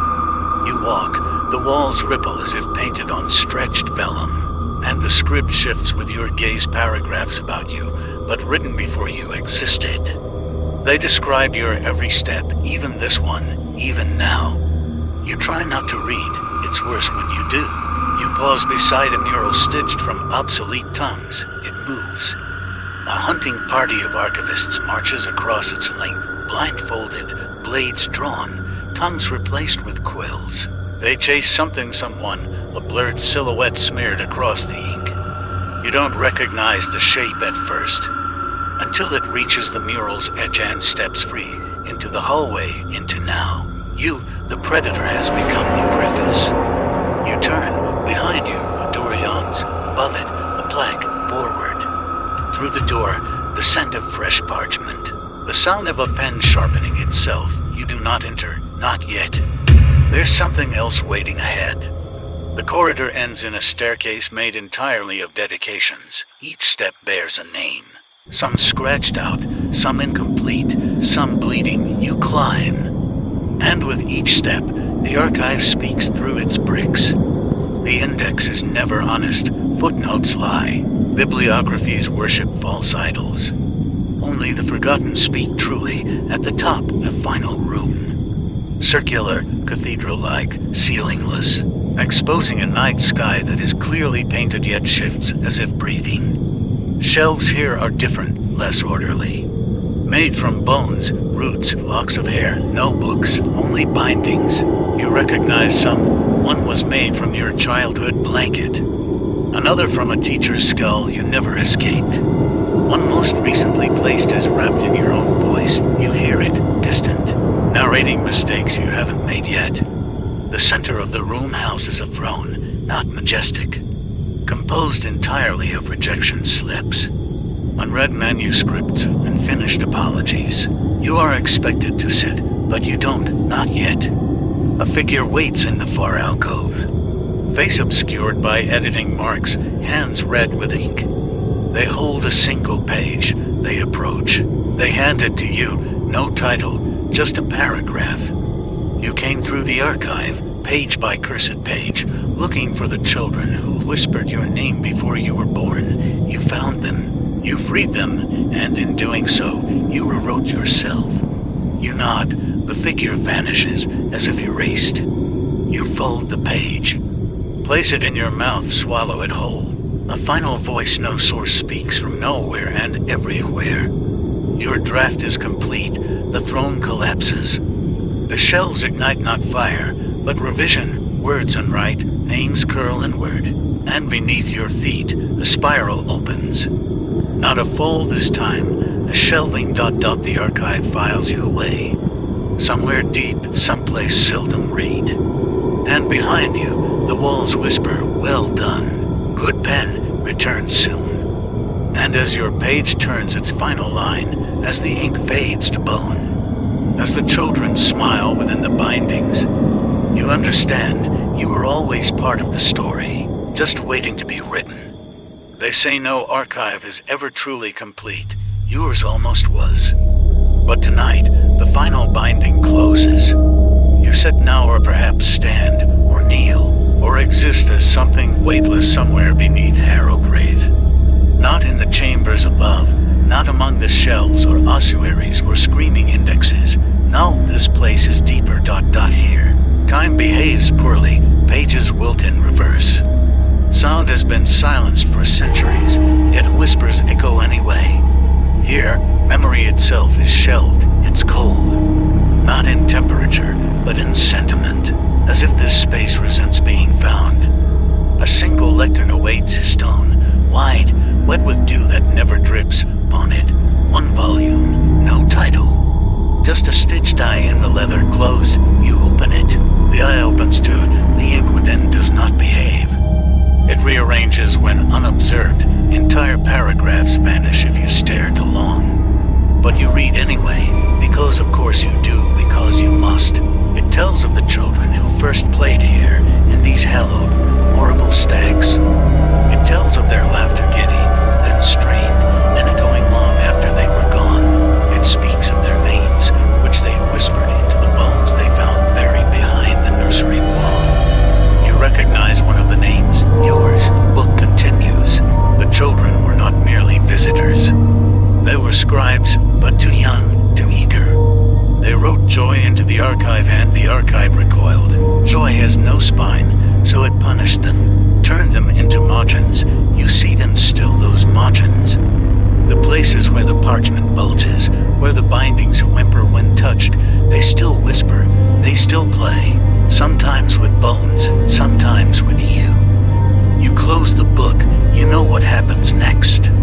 You take out the dagger, the one gifted to you by the archivist who lies. Its blade is etched with dead lines, its hilt wrapped in overdue regrets. You slice open your palm, not in pain, but in pact. And on the final page, you write, I am the whispering archivist now. I remember the children, I remember the screams, and I remember you. The ink accepts your blood, the book sighs. The eye closes, and you do not fade.